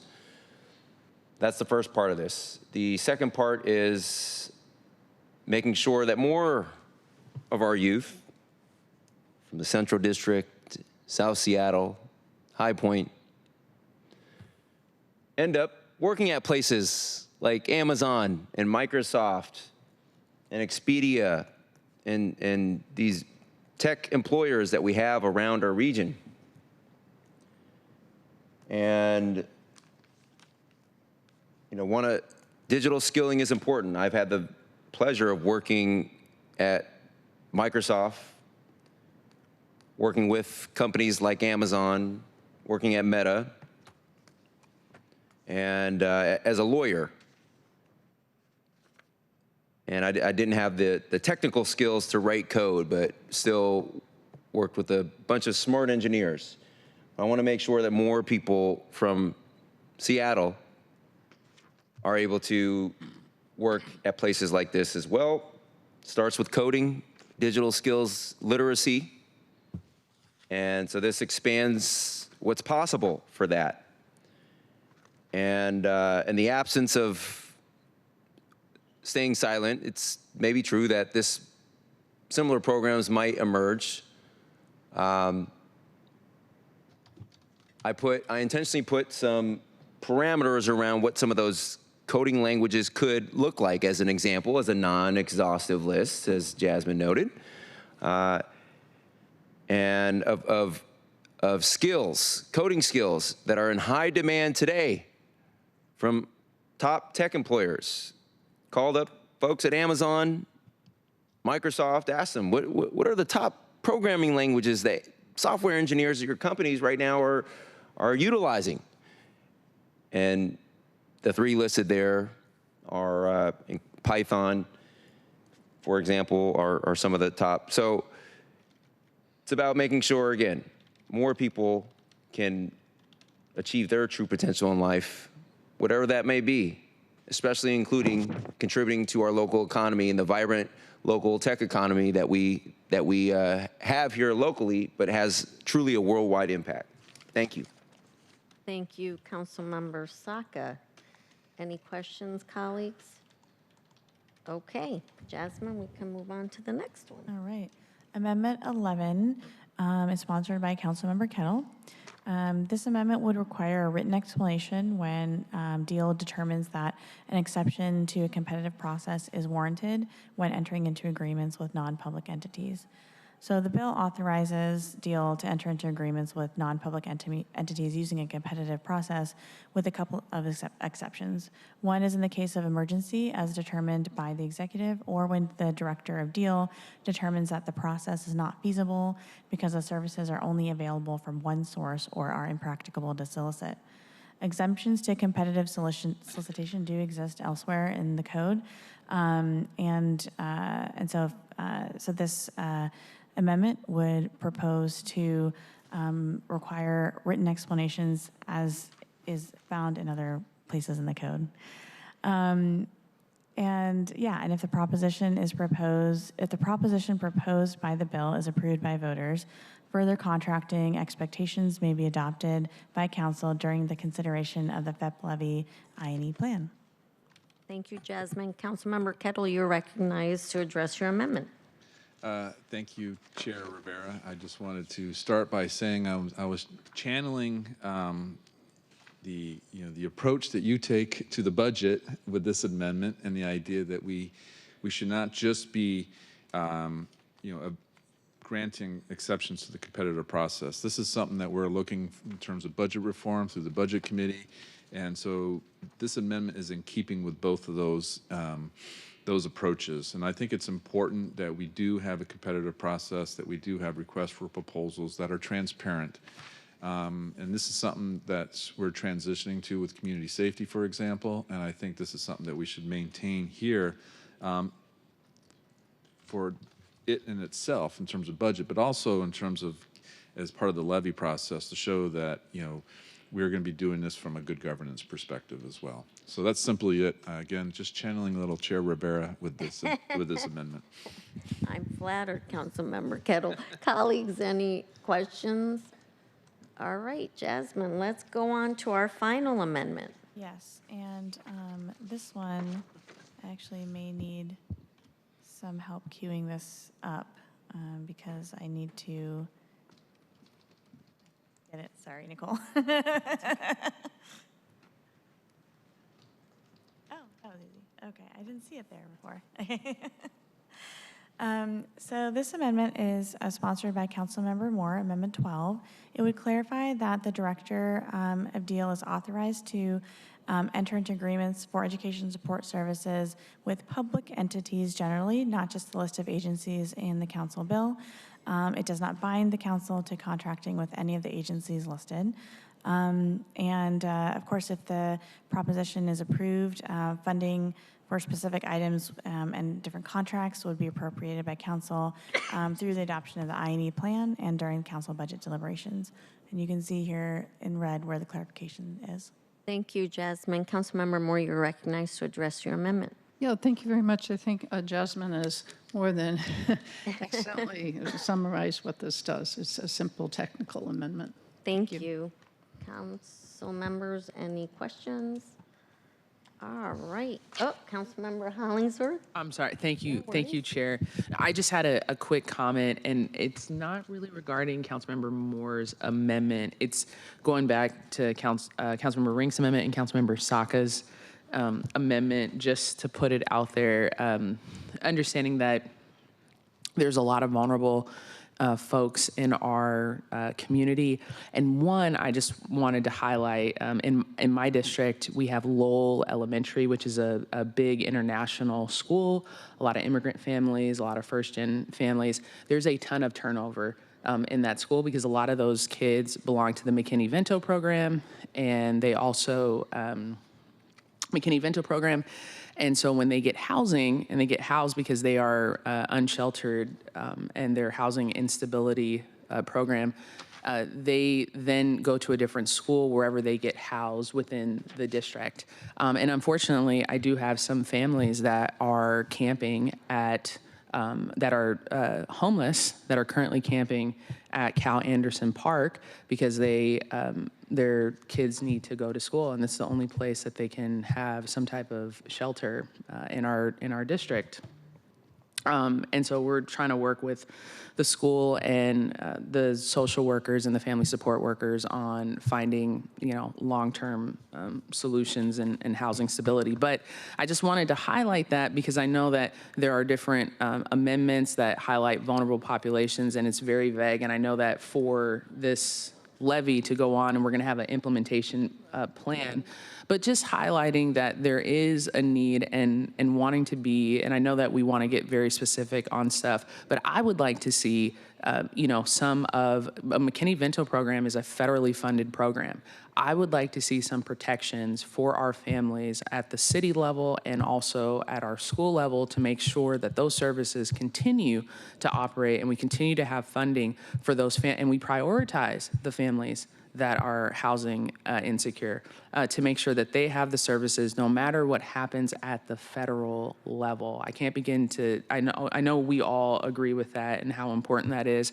And I don't know if that is in this levy or it's earmarked or we prioritize it. I know that might be in the implementation plan, but I just wanted to highlight that because that is a big concern of mine and that program as well. So I just wanted to highlight that. Thank you, Councilmember Hollingsworth.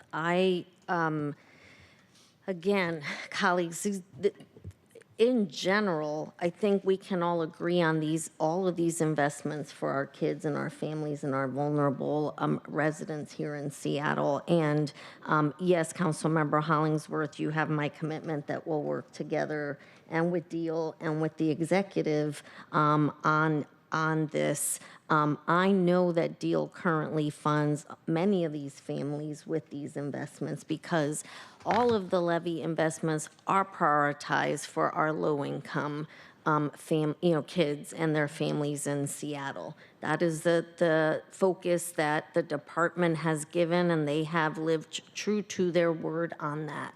And obviously, as we identify more things, we'll be able to work with the department on that. So definitely, this is a conversation to be had as part of the implementation plan. And even more importantly, that the department is doing stakeholdering with some of these groups that support these families so that they are aware of what the needs are as they're putting that implementation plan together, Councilmember Hollingsworth. So I'll look to you to identify some of those either individuals or groups that help these families in our communities. So thank you. Thank you for saying that. Colleagues, we've reached the end of our meeting. I do want, sorry, there's a hand. Oh, Councilmember Moore. I'm sorry, I'll be quick. No worries. I just wanted to clarify, I know you and I had this conversation. I had wanted to bring an amendment to add vision to the list of services that are covered in K-12 through health and safety. I just want it to be on the record that vision care is considered part of the comprehensive primary medical care.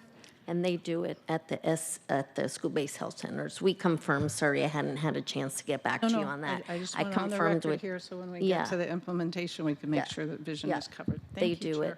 Thank you, but thank you. Really important. Councilmember Rink.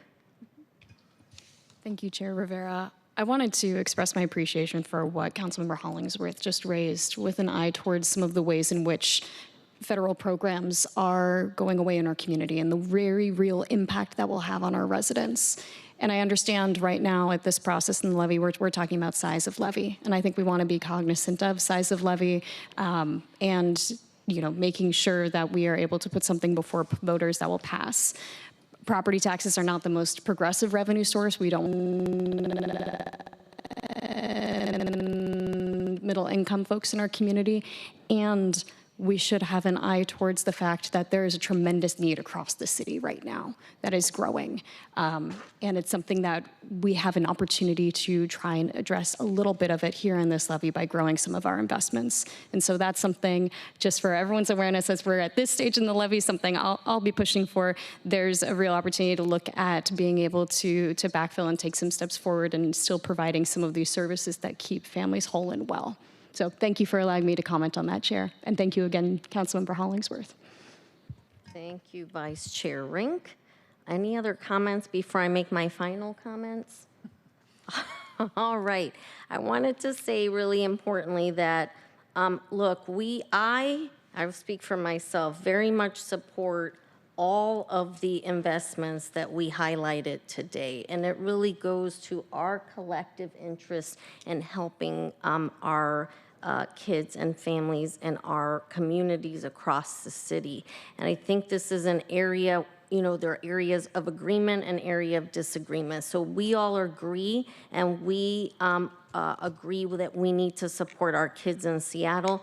We may disagree about how to move forward in the levy. I think it is really important to keep in mind that I want to say my comments earlier have nothing to do with whether or not I support families and these investments that have identified. It's more to Councilmember Moore's point that is the levy the place to do it, or is it our fall budget conversation? Chair of Budget is not here. I'm the Vice Chair of Budget, so I will say we've already started our budget conversations, it sounds like.